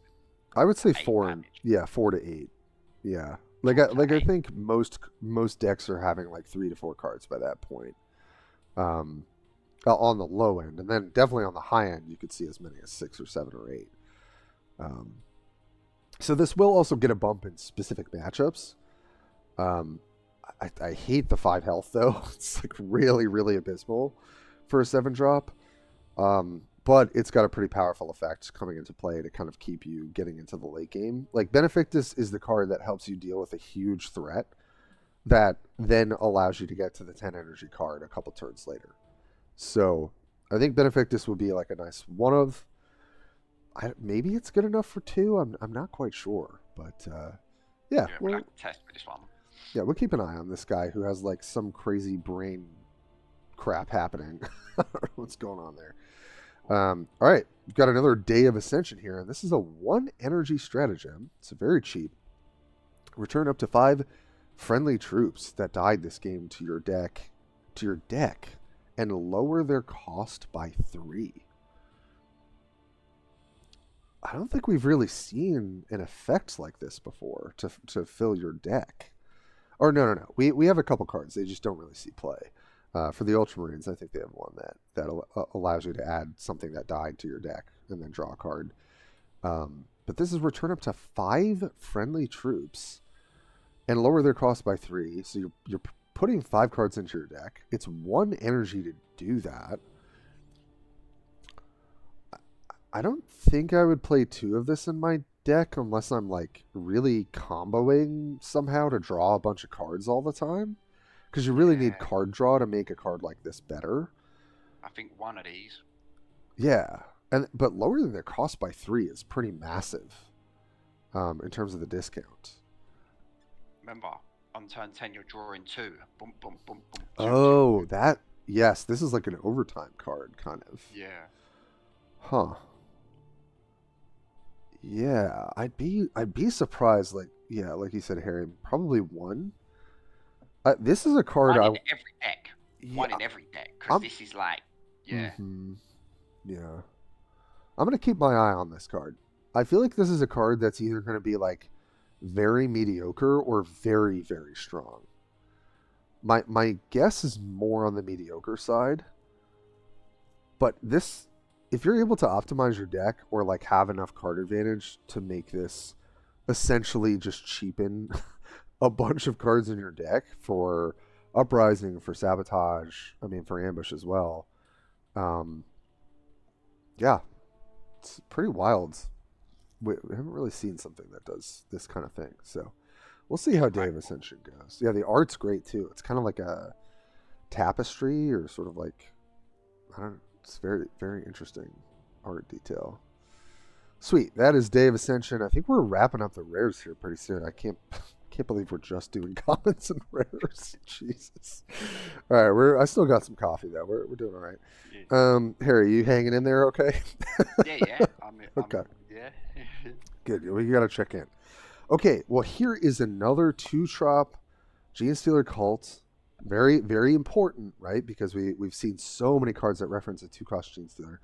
What does Neophyte Trooper do? 2 costs. 1, 2, 3 on the stats. Uprising, gain flank, and +1 ranged. So, statting wise, if you're. This is kind of doing a little of. What is it? The 3-drop Intercessor Space Marine impression for like a 3 ranged flank attack with 3 health. So, it doesn't have the +1 health, but it also costs 2. And so, you can combo this out with a 1-drop upriser, or like a 1-drop or a 2-drop pretty easily, right? Yeah. So, and I do think flank is pretty important for these guys because they're trying to set certain things up, especially with uprising and sabotage. There's a lot of cross pollination there. I imagine this card is going to be pretty important. And the fact that you can pick it up off of the summon card that we talked about right at the beginning, or even the truck that makes 2 Genestealer. No, sorry, not the truck, because that makes a specific one. No, the guy that puts 2 uprisers or 2 Genestealers in your hand that we talked about earlier. So Neophyte Troop is a part of that pool of cards that you could get. What do you think about this guy, Harry? Yeah, I think he's good. You're gonna on turn 3. You're gonna play the 1-cost combo that does the 1 damage. Then you're always gonna play this second. So this is gonna go down. It's gonna do 1 damage to a random troop. Then you're gonna be able to hit for free as well. But you have to play a troop after this guy to trigger his uprising as well. Oh. Yeah, it's the first one gets the priority. I So see. yeah, so you have to sequence in a certain way. That's why I'm kind of thinking this is a 4 energy turn play, because you play Neophyte Trooper and then you play like a 2-drop after it. But you can play it on 3 too. Like you said, you just wouldn't get maybe the effect from the 1-drop upriser. But that's where our epic card that we talked about, Insurrection, comes into later, because that can re-trigger uprising as well. So, Yeah. but it's a cheap flanker that's not hard to enable the uprising trigger. Also, just for those who are keeping score out there later for uprising cards, you could also play this in the late game and get multiple uprising triggers, and then this thing is punching for like 3, 4, 5 at 2 energy. Because it will re-trigger it the more troops you play, right? Each one gets that uprising trigger for the first. So yeah, I just think this is a good well-statted flanker. It's going to serve its role. I think that Neophyte Trooper is just going to be a nice little guy to have in probably most decks. So I would give this guy 2 slots in your deck pretty much always, but we'll see. All right, and I'm sorry, I should have even given a little preface here. We are going to look at our first Warlord today. That is the Icon Ward Malik Vorinth. What a name, what a mouthful, and what a lot of arms this guy has. Yeah. He's 2/2/35. This is going to be everyone's starting Warlord because he is the rare. So you will get the starter deck when you first put your 100 points into the campaign. And what is his ability? Nexus of Devotion 2 energy. Give +1 melee +1 range to your units this turn. It's just look. It's what It's not a bad hero ability. I feel like Yeah, it's more than Vol, right? Does the same yeah, thing. it's a good starter one because you even your hero gets that in it because unit. So Correct. he's gonna have 3/3. I think it's a very fair one to start with because yeah, you can make things happen with this guy. Yeah, it's kind of just like generically fine. Yeah. I'd be surprised out of the Warlords, not to spoil, but if this guy is the primary one. But I think starting out, it just kind of does a decent effect, right? Yeah, You can fair. get It's aggressive fair. with it. You can go wide with it with your uprising, and then it's like once you put out a bunch of troops, then you can pump them all. So yeah, nothing crazy here, but certainly just like an effect that we know is like okay, you know. Yeah. So yeah, we'll see how Icon Ward Malik Vorinth IMV for short will do here. But that is going to wrap up the rares section. Let's just keep on trucking along into the epics and legendaries, and let me tell you, there's some really wild stuff. So let's get into it. This guy. I know. So we're looking at 5 cards here. I told Harry beforehand we're going to look at a guy that technically generates 4 cards. Think of him as the priest from Sisters of Battle, kind of, but I think way better than that guy. So Biophagus, so a bio something. Wow. 3, I forget if that's like a bio mage or something, because Aegis is like kind of a mage ending. I took a bit of Latin, Harry. I don't know if you knew that. It's not very useful, No. except for, I guess, reading Warhammer cards and Magic the Gathering cards. So, 3 energy, stealth, also a rally ability, create poison supplies in the enemy hand. So, for those who are keeping score, that is the 2 energy poison supplies, deals 1 damage to all troops at the end of turn if they do not get rid of it. So this thing, stealth, can't interact with it for the most part. Rally instantly puts a sabotage of poison supplies, which is one of the better sabotages in their hand. And on top of all of that, it is a 1/2/3 in terms of stats, pretty lackluster. But it's going to live to see its talent unless they have an anti-stealth card called Experimental Biohorrors, which is 1 energy. So you're going into your 4 energy turn if you're curving out with this thing. Choose a genomic enhancement, put it into your hand. So, what are the genomic enhancements? These are the 3 that are in the set. Enhanced musculature, give +3 to a friendly troop. Okay, maybe punch with this. Maybe I got to remove something. Enhanced resilience, 2 energy, give armor 1 and +2 health to a friendly troop. Now, for those who may remember, the Tyranids have access to a card like this that gives +1 armor and +1 health. Obviously, Synapse is also good for them, but Enhanced Resilience is quite a card because even if you're just playing Biohorrors and then Enhanced Resiliencing your Biophagus to live to see another turn, that means that this thing is going to be 1 armor and 5 health. So that feels like a very nice little combo where you're playing out the Bioman, and then you're making him tanky so that he can just keep going off. But then the last one, before I get too ahead of myself, enhanced aggression. Give to a friendly troop. That's funny wording. Give to a friendly troop flank and strike. Draw a card.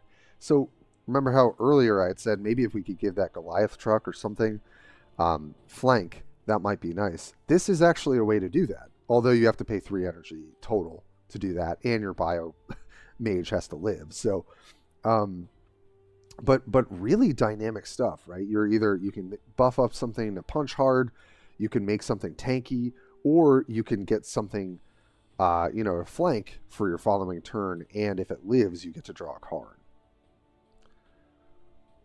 I'm I'm just giving this fives across the board. This card seems like the most Insane. juiced epic card I've ever seen. Yeah, insane. Because you're gonna play him on 3. You're gonna put a poison supply in his hand, and he's gonna more times he's gonna survive because of the stealth. Then you're gonna get an experimental biohorrors in your hand, which isn't gonna go away, by the way, because it hasn't got the ethereal. So you can hold that. But Oh, that's right.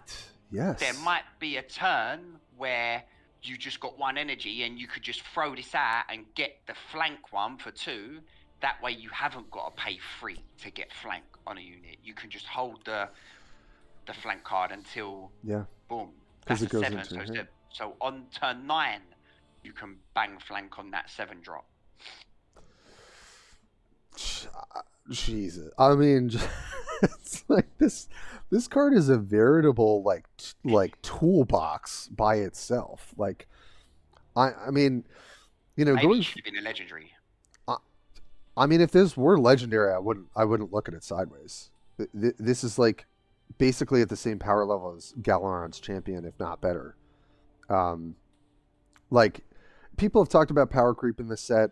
Sometimes I'm like, is this overblown? Is this not? This is probably the best epic in the game, I think. Like, or damn near close, because 3 energy to do all of this is like wild. And so this is going to go into every single Genestealer deck, without a doubt. It's good for every single archetype. Get your biophaguses as quickly as you can. This guy is just going off in the little gene pit, as we see in the experimental buy horrors, and he's just suiting up the rest of your team, quite literally. So, yeah, I don't know, just 6 out of 5 for this guy. I don't know, it's kind of crazy. So that is a banger to start us on the epic section. Yeah, and then to go over a card very quickly that Harry and I covered in our reveal: Open Insurrection. Given vulnerable to your troops and trigger uprising abilities. I really think that you're probably exclusively playing this in an uprising focused deck. I don't really think this is going to give you that much of a benefit anywhere else. But I still think at least a 1 of for the uprising decks is my take on that. Yeah. All right, that is Open Insurrection. All right, now we get to an interesting unit. Metamorph Leader is a big boy. Reminds me of the 6-drop at Ultramarines that never sees play that gives +1/+1 to all your units. But so your troops cost 6/6/6 across the board. Your troops cost 1 less. Uprising, give +1 melee to all friendly troops. I don't really care about this Uprising trigger, I gotta be honest. Although it is nice if you get to combo out a bunch of stuff. What really grabs my attention here is your troops cost 1 less. This is going to be in all combo decks. Yes. This is the Uprising combo master. If this thing lives, you're going off. You're going off with it. So like, whereas the other 6-drop was not that crazy. Like, yeah, you had to work a little bit to get rid of it. You don't want them beating you down with like their buffed up like Ultramarine units. But this thing also has upfront value, because if you've got those Neophyte Initiates in your hand, right, that cost 1, now you get to play them out for free and get these Uprising triggers. So it's even possible on 6 energy to play this guy and then play like 1 or 2 1-drops, and you've gotten to pump them up and potentially get their Uprising triggers as well. So if this lives to see another turn, it's probably I don't want to say game over, but it's going to get pretty close to that, because it's going to get pretty crazy. And even if you clear this, he can do some work as well. So, yeah, I again, looking at Sisters of Battle epics, I weep greatly for you, because these epics, especially with these 2 units we've seen, they're just doing a whole lot of work. So that is the Metamorph Leader. All right, now we get to a card that Harry and I previewed again, the Neophyte Icon Bearer. So it's a 3 energy 2/2/3. When a friendly unit attacks, create a Neophyte Initiate in your hand. After looking at more of the set, I do think that this is going to be a nice role player for the Uprising decks. I think this is your guy for getting some of those neophytes so that when you play the Metamorph that we just looked at, you get to do a bit of a mini combo. Is it a crazy card? No, it's probably the weakest epic that we've seen. Yeah. But I still think it's a nice role player for the Uprising decks. I don't think you're playing this anywhere other than an Uprising focused deck, frankly. I don't think it's that good compared to what you could do with other synergies. But I think in Uprising, it serves a nice little role. So that is that for Mr. Icon Bearer. Okay. Now we get into an interesting little card here. So 3 energy for Stratagem. Perfect Hosts. Love the art. Really terrifying. Create 1 Neophyte hybrid in your hand for each enemy unit. So this is kind of a different take on the summon cards that we've seen where it's like, make a unit for every unit that your opponent has. This is making a unit in your hand for each enemy unit on the board. So it's not going to give you units on the board. You're going to have to play them out, right, to get the value. But it's an interesting card for like ambush decks, I feel like, because, or I guess we could say sabotage too, because Neophyte Hybrid ambush gets a sabotage. But to me, if ambush is kind of like curving out, maybe you're throwing some curveballs here and there, right? Perfect Hosts giving you like a couple cheap ambushers to throw more question marks out kind of seems like a nice thing for an ambush deck. Yeah. Because you can throw out a few and then you put the explosive one out there as well. Yes. Yeah, on turn 6 you could drop the explosive guy and 2 Neophyte hybrids and they're like playing 3-card Monty and they don't know they don't know which one is what. It is conditional, right? So it's going to get you at least a hybrid, right? Because each enemy unit includes their warlord. I think if you're getting 2 cards out of this, most of the time it's good. Because 3 energy to get 4 energy worth of cards allows you to even curve out, right? If they have something on the board, you perfect hosts, then you get to drop 2 Neophyte hybrids the following turn. But also, I think in the late game, this card gets quite a bit better because of more ambush kind of shenanigans.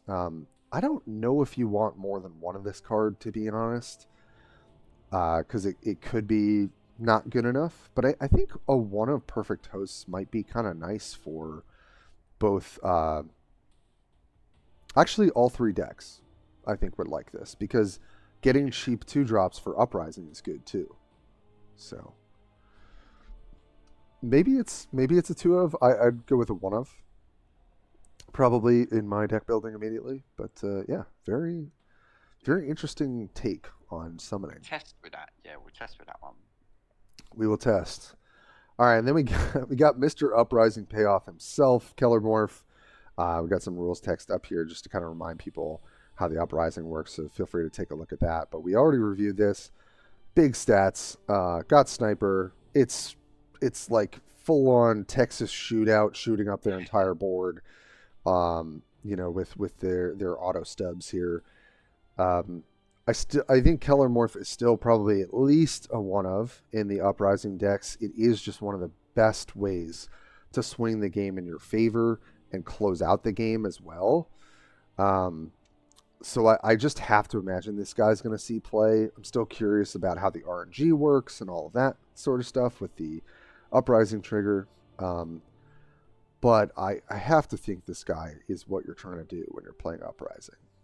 Well, you drop the 6 cost that reduces the troops cost by 1. Oh, and you play this on 7. And then you play the 1s? And then you play all the 1s. You've got 3 1s or 2 1s. Boom, boom, boom. There it is. And they're shooting everybody all over the place. Yeah, so now I've seen a lot more cards. Yeah, now I think, whoa. Yep. Yeah, the Metamorph 6-drop, 100%. I didn't even think about that. Yep. That's a really, really nasty combo. Really nasty curve for the Uprising decks. So, yeah, I think we're going to be seeing Keller Morph, and I'm not going to be happy to see this on my opponent's side of the board. I'll tell you that much. It's just the 8 health. It's super healthy. It's got Sniper. It's so strong. So yeah, I feel like Keller Morph's like a 4 out of 5. I don't think I'd want this to be much stronger.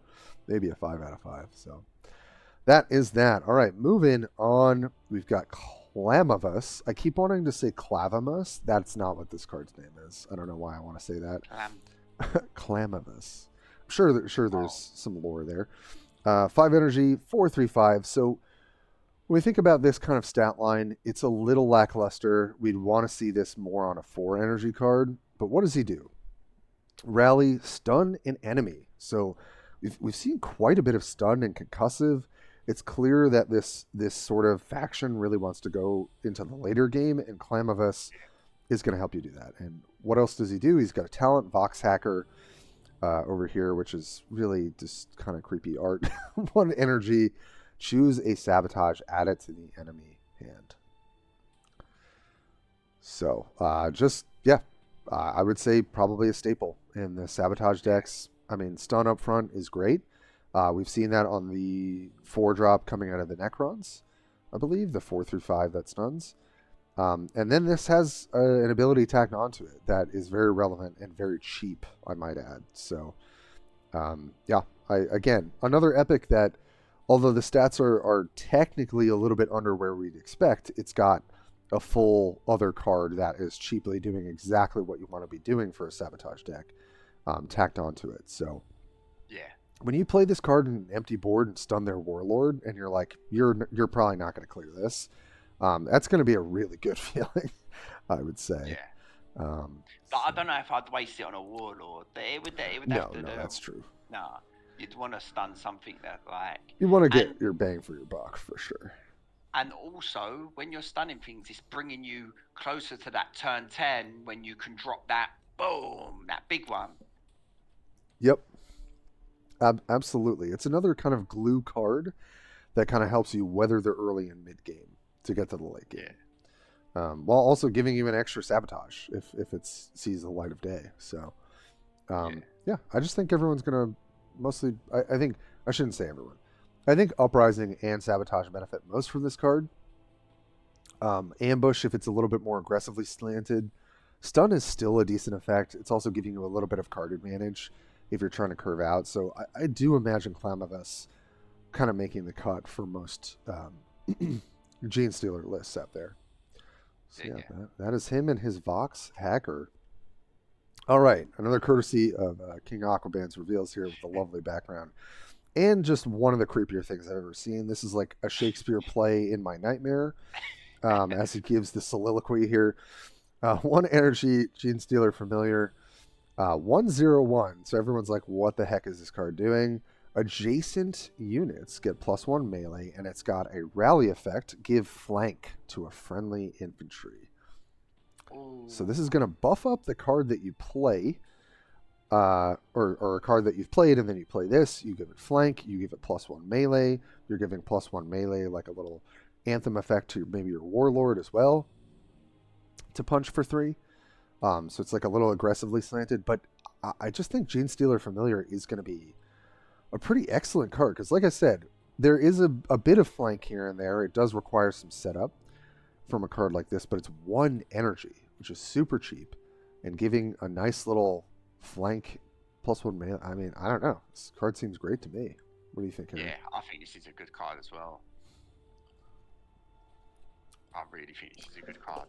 Yeah, this little guy is going to give you a creepy little buff, I think. So, I expect to see Genestealer Familiar in pretty much every deck. I just think giving flank is a very important effect. And then you got the little icing on the cake with the adjacent units getting +1 melee. So expect to see this creepy little guy in a Warpforge near you. So yeah.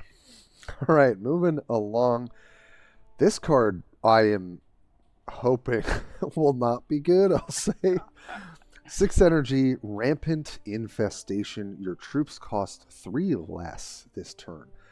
This is the Storm card. This is the Uprising card.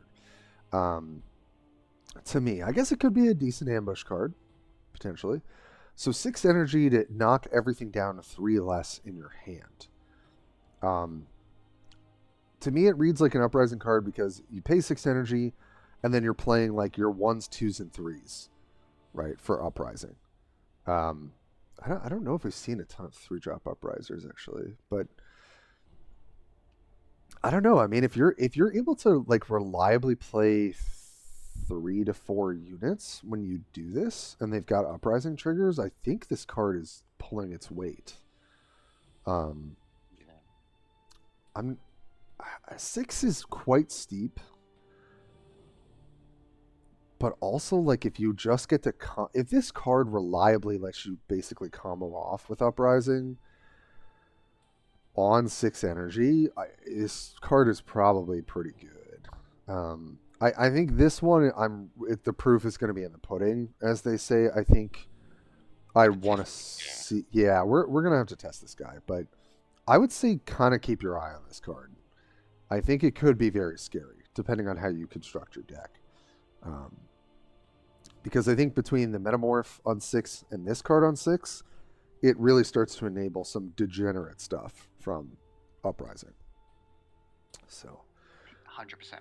yeah, well, we'll see how this goes. All right. Just another, I feel like the epics just hit. Just keep on coming. That is going to be 4 energy for Nexos. Kind of want to know this guy's lore. He looks pretty sick. 3/4/4 on the stat line. Stealth. Artifice. I think it's the only Artifice card that we see out of this faction. Your units gain +1 melee until your next turn. So it's a full turn cycle, your turn and their turn. I think we've seen a couple 1 energy stratagems. So those are really good enablers for Nexos to get that buff. This feels like kind of an aggressively slanted card, right? Because you're able to buff your Warlord, you're able to buff maybe some of your other little ambushers that you put out. Like Nexos kind of reads like an ambush card to me a little bit. But also, I mean, 3/4/4 with stealth that gives you bonuses for playing your, like, just your Warlord ability, let's say. I'm not going to spoil anything, but we've got some Warlords coming up with some really great Warlord abilities, I think. Okay. I think Nexus is going to be in every deck as well. Yeah, he's solid. He's solid. Does he look like Batista to you as well? 100%. I'm so glad you said it. I was going to say it, but then I was like, I don't know. Maybe Harry will disagree. Yes. I feel like he looks like Drax from Guardians of the Batista, Galaxy. definitely. That is he wanted to be in Warhammer, and they've stuck him in Warhammer for sure. Dang. Yeah, he looks really cool. I want to know this guy's story. So yeah, I think Nexus is going to be excellent, very excellent. All right, moving on. Okay, I love the art in this card too. Underground Network, 4 energy. Create a random sabotage in the enemy hand for the rest of this battle. Seeing our for the rest of this battle kind of game card that we've seen in a lot of different factions. Sabotage cards in the enemy hand cost 1 more. So that bumps all the 2s up to 3, and it bumps the barricade up to 4. What? Yeah. And you've got 2 of these as well when you use both of them. Mm-hmm. Wow.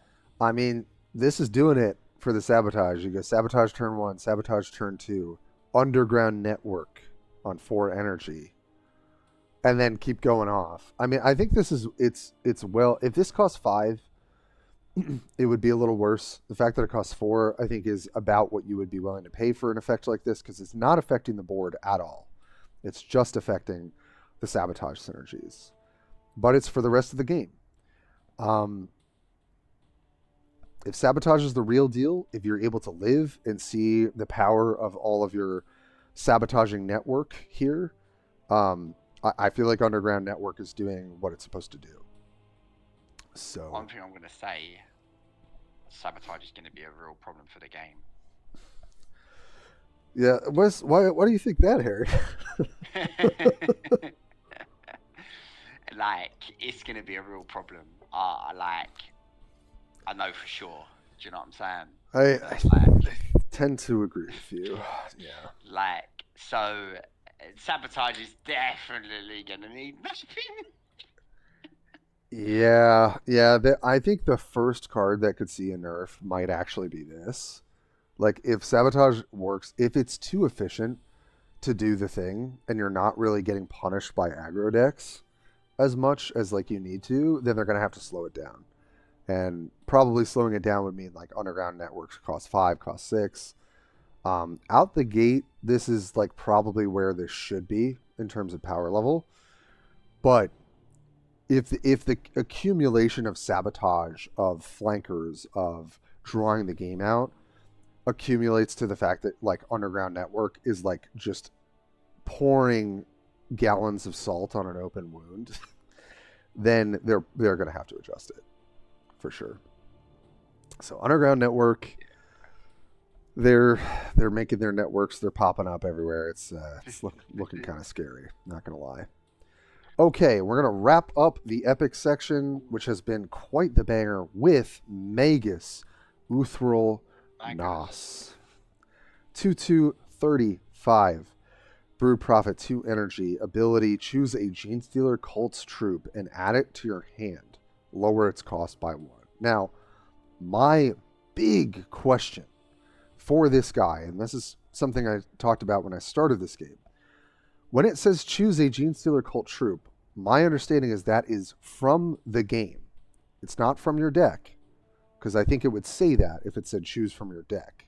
Yeah, it's from the game, yeah. So this starting out, if you open Magus Uthril, starting out and your collection is kind of thin, this thing gives you access to the card pool, right? So like, my question is, what's the RNG like on this card? Am I able to pull a legendary Genestealer Cult troop here, potentially? Am I able to pull an epic, a rare, a common? How often is that happening? And then I'm lowering its cost by 1? Unless I'm missing something here, this seems really, really powerful. I'm not quite sure myself. It's not affecting the board, which is a notch against it. It doesn't have, I guess, any particular synergy, right? It's kind of just like rawly drawing you a troop, and lowering its cost by 1. But again, I like cost reduction with troops for Uprising. Not even Uprising, just like Uprising obviously benefits quite a lot, but obviously lowering the cost of troops potentially for any of the archetypes is very good. I don't know. Brew Prophet just seems generically pretty strong to me. And depending on what the RNG is like, I guess will really tell the true story. Maybe you're only seeing commons. Maybe you get a mixture. Maybe it scales into the late game. I don't really know how RNG works like this. Works with this kind of card. But I'm pretty hyped to play with this guy personally. Yeah. I think I'll definitely try him. I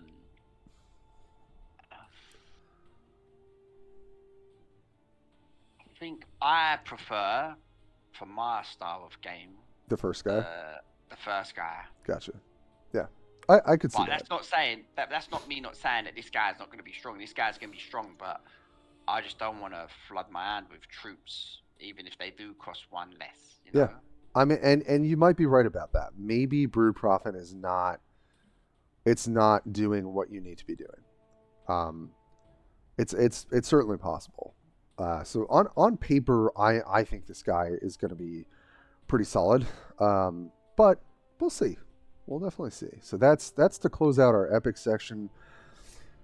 Thank you everyone for sticking with us. We are going to dive into legendaries and close things out with the offense and defense. We're almost there, and I just as an aside, I feel like the epics for this faction are wild.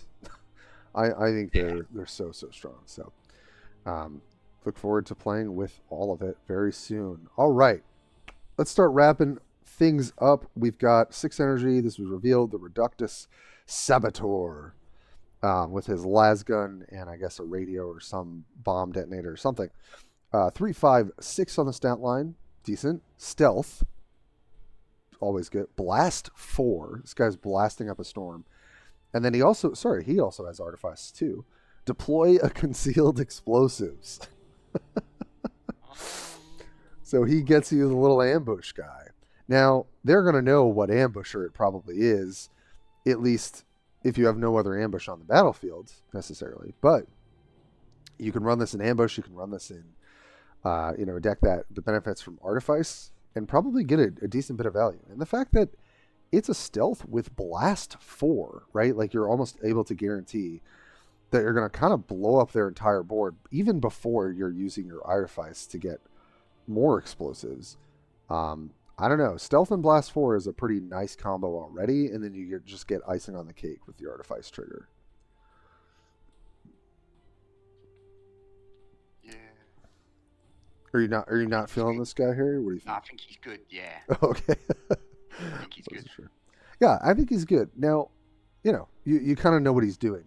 But I think a 3-5-6 that helps keep the board clear, that helps maybe like get back some board position. I feel like pretty much all decks will play this guy. I'm going to be doing a tier list video of going through every single faction and doing legends, epics, and rares once things have settled. So I'll definitely be kind of evaluating this guy again. But on paper, I think this is a pretty solid place to start if you pull this guy as a legendary. So that is Reductus Saboteur. And now I move on to, I think, Harry's favorite card. Oh, yeah, boy.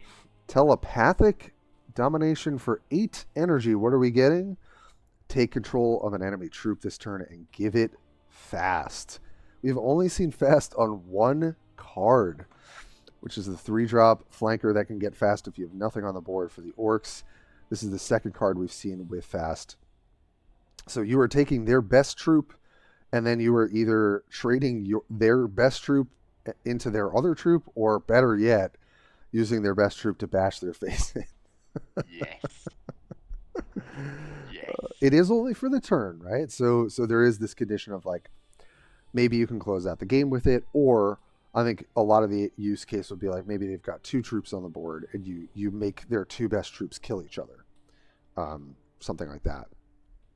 But I imagine Harry is going to be chomping at the bit to play this card. This is my favorite card. I'm all for this. I'm gonna have this in the deck for sure. Yeah, when we talked about Genestealers, we were like, they got to steal something, right? I mean, they've got all the stealing in the art, but we've got to have a card that steals something, and that is exactly what Telepathic Domination does. Now, this card may not be good into decks that are not so concerned with like big units or something like that. I guess there's a little bit of a floor with that. It is 8 energy. You're paying quite a hefty energy bill to get this going.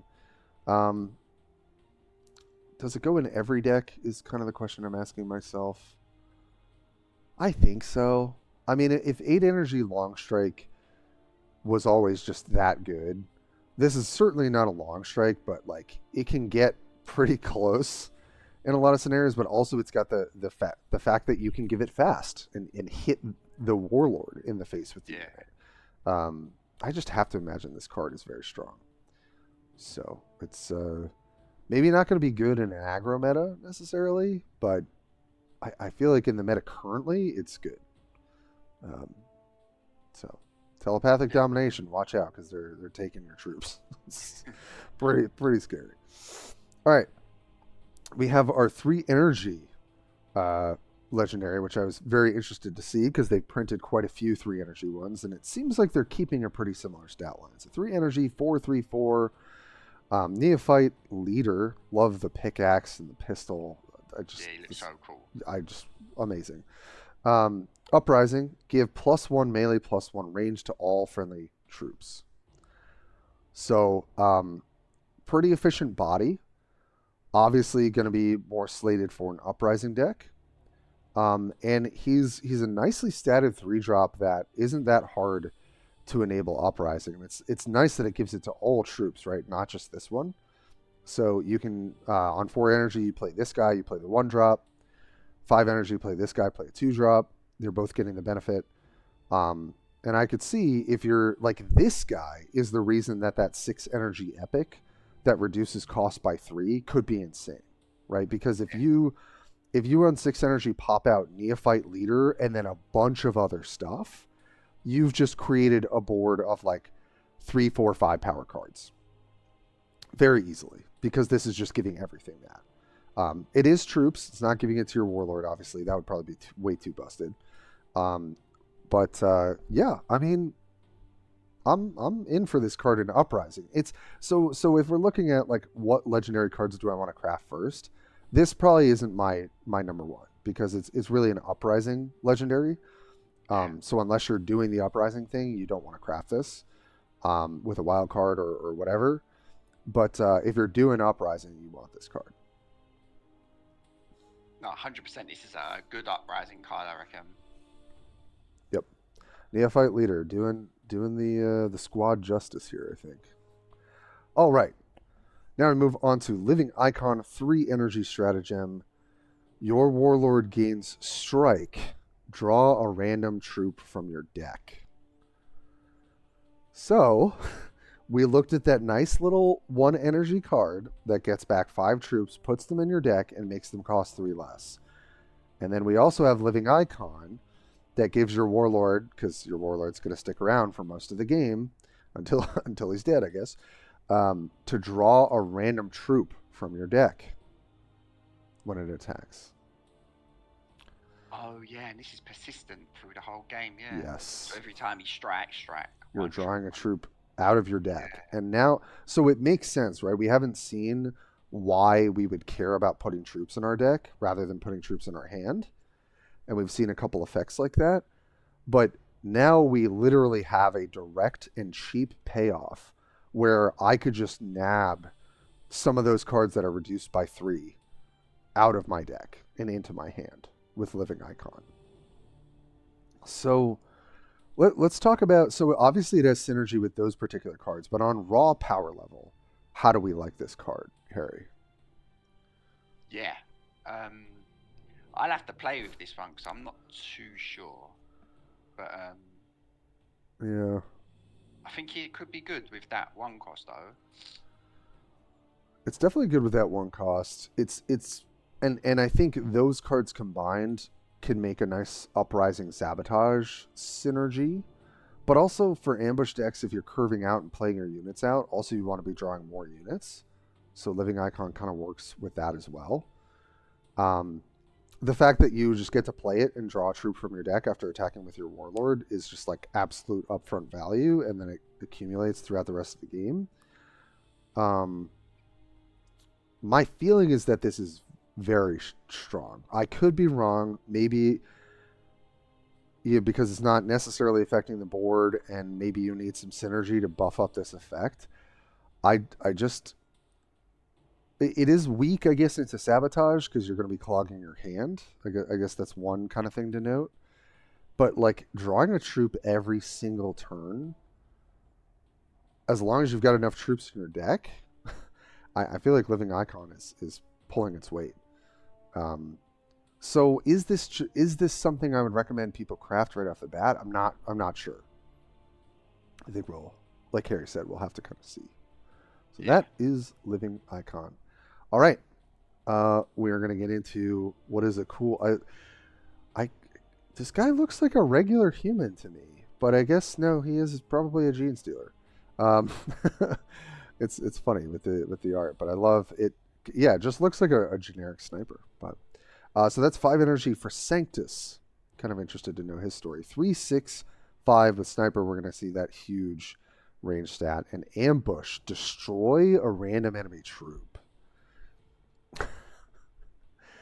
So speaking of ambush shenanigans and cards that are gonna go crazy if their ambush goes off, I mean, destroying a random enemy troop is a pretty powerful effect, obviously. It's got sniper as well, so this thing is kind of like a mini long strike. It's taking out potentially 2 troops at the same time because you trigger ambush by killing something with sniper, and then you get your ambush trigger. This is not going to do that much into an empty board, certainly. Sniper is still pretty powerful, even if this is taking some damage by them attacking your ambush card. But what do you think about this for all the ambush stuff that we've seen so far, Harry? I kind of like this because you bang this down on turn 5. If the board is empty, you bang this down on turn 5, and they don't attack into it, and they play like, let's say it's chaos, and they play the spider, and it goes down on turn 6. You know, and then boom, destroy it. That's true.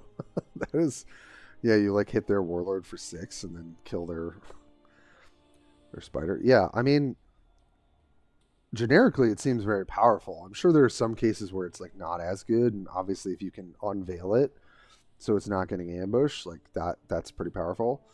Um, but this still seems like very strong Yeah, I as a think it's unit. good. Yeah. Yeah, So Sanctus, I think goes in probably most decks. It's just like a generically good kind of removal guy. So I imagine we're going to see a lot of him. He's probably a legendary I would craft earlier because I think he just fits everywhere. So that yeah, is Mr. Sanctus the Sniper. Now we get to a card that there's been quite a lot of chatter about. Perfect Ambush, 1 energy. These poor guards are getting absolutely destroyed in this artwork. We got a Lehman Russ, I think, in the background on fire. We've got this other guy who's definitely gone. Perfect Ambush, give invulnerable to a friendly troop until your next turn. So, a la Sisters of Battle, we have quite a few cards that can get Vanguard. And so when you put invulnerable on a Vanguard troop, literally it blanks their entire turn. Because they have to attack the Vanguard and you can't deal damage to it. So, and it's yeah, 1 energy for that effect. Now, you can't give it to your Warlord, certainly. You have to give it to a troop. But it's 1 energy to do that. I unless I'm missing something, this card seems like an auto include in like every deck. yeah. No, this is good. It's so cheap, and it's just like it's flexible. Like unless you're getting completely your board cleared, I guess maybe it's not good. But I Perfect Ambush is a legendary I anticipate people using pretty early. Trying to get into their deck lists early. So Perfect Ambush seems like a perfect card in a lot of regard. So we will we'll check in about that. I saw some people already being like, "This is the most broken legendary printed." Maybe I don't know. We'll see. We'll see. Okay, we get to a spicy one here with, as to borrow a phrase from King Aquaman, the Big Daddy himself, Patriarch. 9 energy. So this thing's, again, not a lot of 9 drops see the light of day in this game. It's got to be doing something good. 10-8 on the attack stats. Insane. 9 health. Ambush, give +3 melee and +3 range to all of your units, including your Warlord. And then it's also got a talent, Deadliest Killer, 2 energy, deal 6 damage to an enemy troop. If it dies, draw a troop. So, Harry, can you say, let's try and discount my Patriarch to play it on 7 or 8 energy? I think this is a strong guy.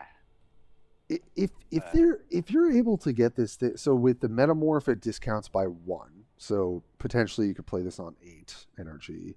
Is there anything else that discounts troops other than, well, there's the one, but you have to play it for. So I think the best case scenario is you can play this on 8. I think. But also on 9. I mean, if you're spending 9 energy to play this card, odds are your opponent's going to know what it is. But who cares? Because it's a Patriarch and you can't really kill it without hurting yourself immensely. So in that regard, the ambush effect is just icing on the cake. And then Deadliest Killer is obviously incredibly strong. So it's one of those things where, like, okay, 9 energy, maybe you could get it down to 8 energy. Obviously, this card's going to pull its weight if it's not removed. And even if they have to attack into it, that's a huge problem for your opponent. It's coming down super late. Like, I wouldn't rush to make this necessarily. Like, I usually like to go, I want more power on my cheaper cards. But this thing is still just terrifying. If the ambush goes off, you get 3 attack and 3 range to all your units, including your Warlord. Yeah. Yeah, I mean, the game's kind of over at that point, I think, right? Like, So it depends on how fast and slow things are. It depends on removal to some degree. Patriarch's a little soft to those sorts of things. But it's still just like an incredibly strong card if it lives. So I'm gonna go with my gut here and say that this is not that great in the sense that it's not giving you upfront value if there is removal on the other side of the battlefield. But this will outright win the game if it lives, pretty much. So yeah, I don't know. I'm not. I think kind of the legendaries. This is big, beefy, crazy, scary. Kind of just wins the game, but it doesn't affect the board when it comes into play. So I'm not so sure that this is going to be the best thing to be doing. But it's so strong. So I don't know. I really like this one because I like the art as well. Oh, it's he's like holding an ultramarine helmet in his hand. It's like it's really scary. What? Yeah. Do you reckon he's got a migraine or something? What's he holding his head? Oh, he's controlling stuff, I think, with his brain. He's just like synaptically he's telling the boys to get in there and fight, I think, with his Oh. But yes, also maybe a migraine, who knows. Yeah, so I think that's it. You know, Patriarch, it's going to win you the game if it gets answered. If it doesn't get answered, if it does get answered, it's going to kind of feel bad. So I'm not terribly hype about this from a like competitive perspective. But maybe I'm wrong. Maybe this thing coming down on 8 or 9 is just so hard to deal with. So we will see about the Patriarch. All right, and this is going to close up the legendary section with none other than Primus Safa Ryanor, with a 2/2/35, so no 40 health warlord, and I think that was probably wise given the fact that both Uprising and Sabotage are late game powerhouses. So I'm I'm glad. Also, I think they changed the art to Meticulous Planning because this is now the art for Ascension. So. They probably added a little bit of a swap there. But what does Primus Safa do? Meticulous Planning, choose one. Draw a troop, draw a stratagem, or heal one to your units. So this guy's doing a lot. You're drawing a troop from your deck. You're drawing a stratagem from your deck. So this is very like Tigurius kind of, right? So you get like 3 options. But you're either getting a unit, you're getting a stratagem, or you're healing your units. I like it. So, yeah. I mean, if Tigurius and Anva have taught us anything, it's taught us that having options is great. And is it always going to be the most powerful thing to do? I think in a vacuum, this warlord just is the strongest, right? Because it just has more flexibility. Or rather, I should say, it's the most flexible warlord. So being able to draw a troop is good for some of the deck stuff we talked about. Being able to draw a stratagem allows you to turbo out your sabotage stuff, potentially. If it cares, or like help you get payoffs for your sabotage stuff with the trap sprung, drawing stratagems that care about sabotages. And then you've also got this little kind of failsafe of like, oh, if you have units that maybe survived ambush or something like that, or survived being attacked through ambush or whatever, I can heal them, including himself. So, yeah, I mean, I just kind of points across the board. It just seems great. So I expect to see quite a bit of Primus Safa. Yeah, he's probably someone who I'm looking forward to. Yeah, I think it's going to be great. So, I look forward to getting play with all of the warlords. I'm definitely really into the epic and the legendary. But I feel like Primus Safa is just going to be like inherently one of the better ones for most of the decks because of its flexibility. But we'll see. Maybe other decks just want discounted troops. Like I feel like Uprising is a little bit more slanted towards the Epic Warlord. Ambush maybe a little slanted towards the Rare Warlord. And then Sabotage, I think, can work with both, but I will say Sabotage might benefit a little bit more from Primus Sapha. So we'll see. I don't think you have to play any particular Warlord with any particular archetype, but that's kind of how I see it. So, Yeah, I prefer like this one or the first one. or the first. I Yeah. reckon. Yeah. I do think that they have some like very clear benefits to them over the Epic one. So yeah, we'll see how strong Primus Sapha is once we get into the Warpforge, as it were. But yeah, very very interesting. Nothing terribly crazy. I kind of like that they didn't necessarily make the warlords like this one does this for uprising, this one does this for ambush. You know, like they didn't play with that. They more like kind of made them generically do something that could benefit each archetype. So I think that's like a good.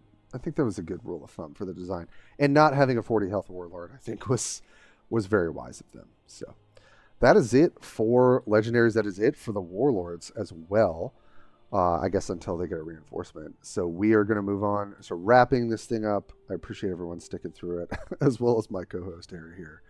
I'm going to need to rest my voice definitely after this one, but we still have a little bit more to go. And here we go with the defense cards. So we can start kind of thinking about this already. Obviously, defense cards are going to be placed as well as offense cards at different points in the Forge. So you're going to have to work for some of these, and I don't know at what points each one is. Other than Alien Idol, that is level 1 on the Forge. So that is going to be refill 1 energy. We've got Pilfered Supplies, create a random sabotage in the enemy hand. All of these cost 0, I might note, so that's an interesting thing. And then we've got Rusted Vent, create a troop with ambush and create it in your hand. Oh, sorry, choose a troop with ambush and create it in your hand. It costs 1 less. So another card that's potentially giving you access to cards outside of your deck. So these are on defense. So you're going to be going second, and these are going to be some of your options that you get. Alien Idol is going to be the one that most people get right out the gate. Refilling an energy. We know how good it is to refill 2 energy from Tactical Insight, so Alien Idol seems, serviceable. And then the other 2 also seem great to me. The fact that you're paying 0 for it also is pretty nice. What do you think about these defense cards, Harry? Yeah. Do you know, it's hard with defense cards. I think. Yeah, it is. Maybe the Alien Idol is nuts. Yeah, refilling an energy for 0 is pretty nice. They're all quite good. Yeah, and like Alien Idol works with everything, right? So I think that's probably why they put it at level 1. Pilfered Supplies, obviously, for sabotage. And Rusted Vent, obviously, like, if you're trying to go for ambush synergies or something, that's pretty good as well. The fact that it does a cost reduction, too, is quite nice. So you're getting a card, you get to choose it out of 3 options, and -1.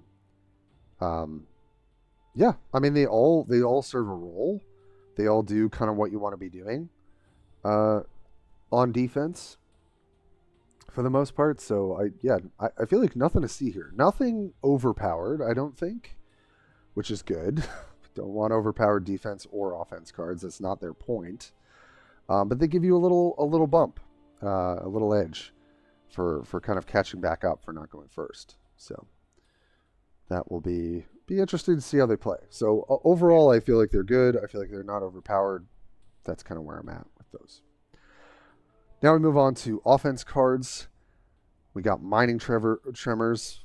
Can't even read at this point. I've looked at so many cards. When a player earns a skull, their opponent draws a card. So that's a nice little, you're playing Sabotage, you're playing Uprising, you're playing into an aggro matchup. So when they earn the skull, then you're going to draw the card. Right, so that it kind of operates similar to Skullstorm, I think, for the Space Marines. I think it kind of plays similarly, if I'm not mistaken. Instead of its energy, or there's something that operates like this, and it's generally pretty decent. Then there's Sump Overspill, which is really gross. The first troop each turn costs one more. They're very interesting. Like, this is a bit more sabotage slanted, right? Because maybe clogging their hand a little bit more could be good. And then we've also got Toxic Fumes. When a player earns a skull, deal 1 damage to all troops. Very interesting. So not vulnerable like what is it? The storm that's in the Tau, where like everything you get's vulnerable to when someone earns a skull. So it's a little less powerful than that. But these definitely are more. They're very synergistic with going later. All 3 of these. Maybe some of these can really give you quite an edge in certain matchups. But thankfully, none of these seem like they mess up what's happening. Like, what the trend has been is that there's one offense card. It was true with Tau. It was true with Sisters of Battle, that kind of messes up what the actual new faction is trying to do. So I don't think Mining Tremors does that. Sump Overspill rather, I guess, like, would mess up like a more ambush heavy deck because it stops you from curving out as well, maybe. So I could kind of see Sump Overspill being a little annoying played against you. And then there's Toxic Fumes. When a player earns a skull, deal 1 damage to all troops. I guess that would be like an anti-uprising card, sort of. But because it deals it to all troops, it's also annoying for your opponent to potentially set this up. So Yeah. I feel like the offense cards and defense cards have been problematic in their own way, but the offense cards have been a lot scarier in terms of design in the past, like really messing up what the faction is trying to do. And I don't think any of these are out of hand, is my first impression.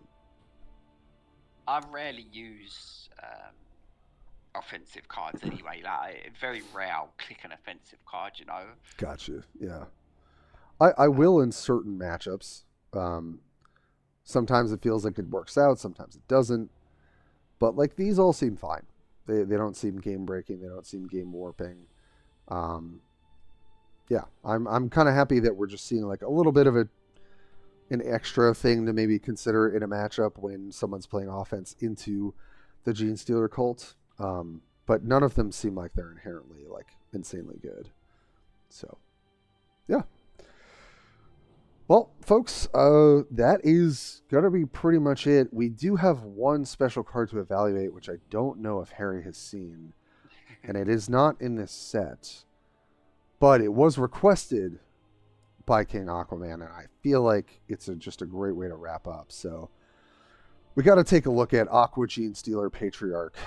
50 health, 2/2. Talent, Aqua Daddy Slap. King Aquaman is begging for the EG overlords to put this in the game. I'm sure we won't see it, but maybe we'll see a version. I just love that he made this card because Genestealers is his thing. Definitely check out his channels. Like, this is his faction that he loves. So he made his own card. But yeah, check out King Aquaman on Twitch, on YouTube. Great content creator. I just love this as our last silly card to close things out. So yeah, that is what we've got for you guys today. I feel like we kind of ran a marathon going through all of these cards, but honestly, it was such a pleasure to get to on the day of release, and actually technically it came out yesterday, to see every single card, including the offense and defense cards in the set. To kind of close things out, to give a little bit of power rating to the overall faction, a lot of it is synergy based. So there's kind of this thing of like, you've got to have all the cards lined up to make everything work. I think some things are inherently powerful. I think a lot of the epics are like really, really good. Some of the rares serve some really great roles. Some of the commons, the same thing. And then legendaries, I think half are synergy based, half are good.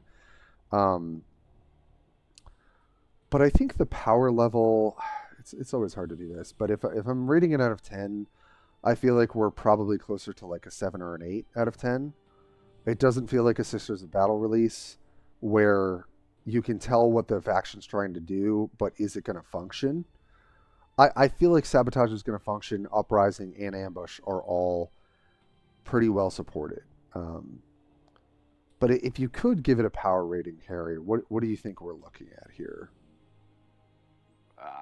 Mate, I think Sabotage is going to be insane. Yeah. Like, yeah, I reckon that Sabotage is going to be so crazy. Like, we'd have to test it, but I think Ambush is quite fun. I think Ambush will be quite fun because it's like mind game, and I think the combo one has potential to be a serious problem, but I think Sabotage is going to be the best out of the three. And I can see Sabotage definitely getting nerfed. Power level. Yeah. We'll have to see. We will have to see. Boy, that is... We went through a lot today. Thank you all for sticking with us. It was great to be able to do a full reveal. And like I said, we're going to do a part 2.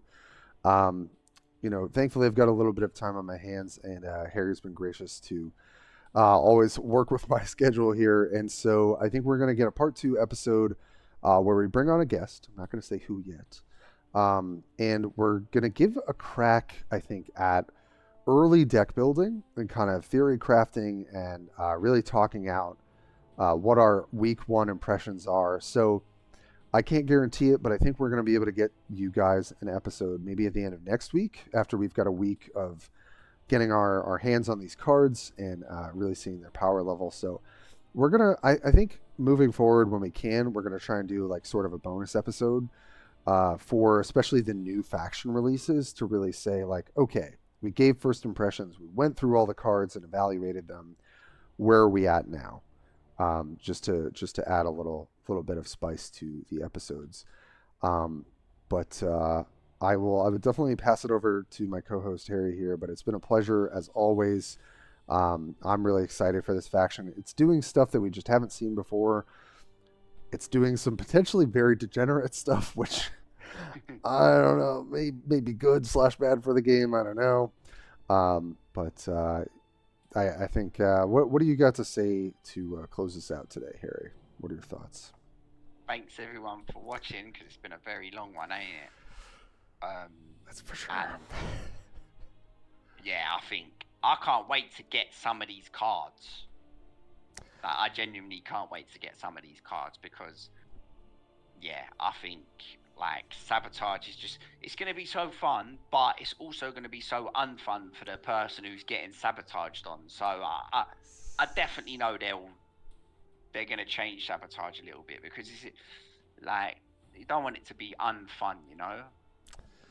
Yeah, it's I think it was well said by a couple streamers or like other content creators. It's going to feel really fun for you doing it. It's not going to feel fun at all for your opponent receiving it.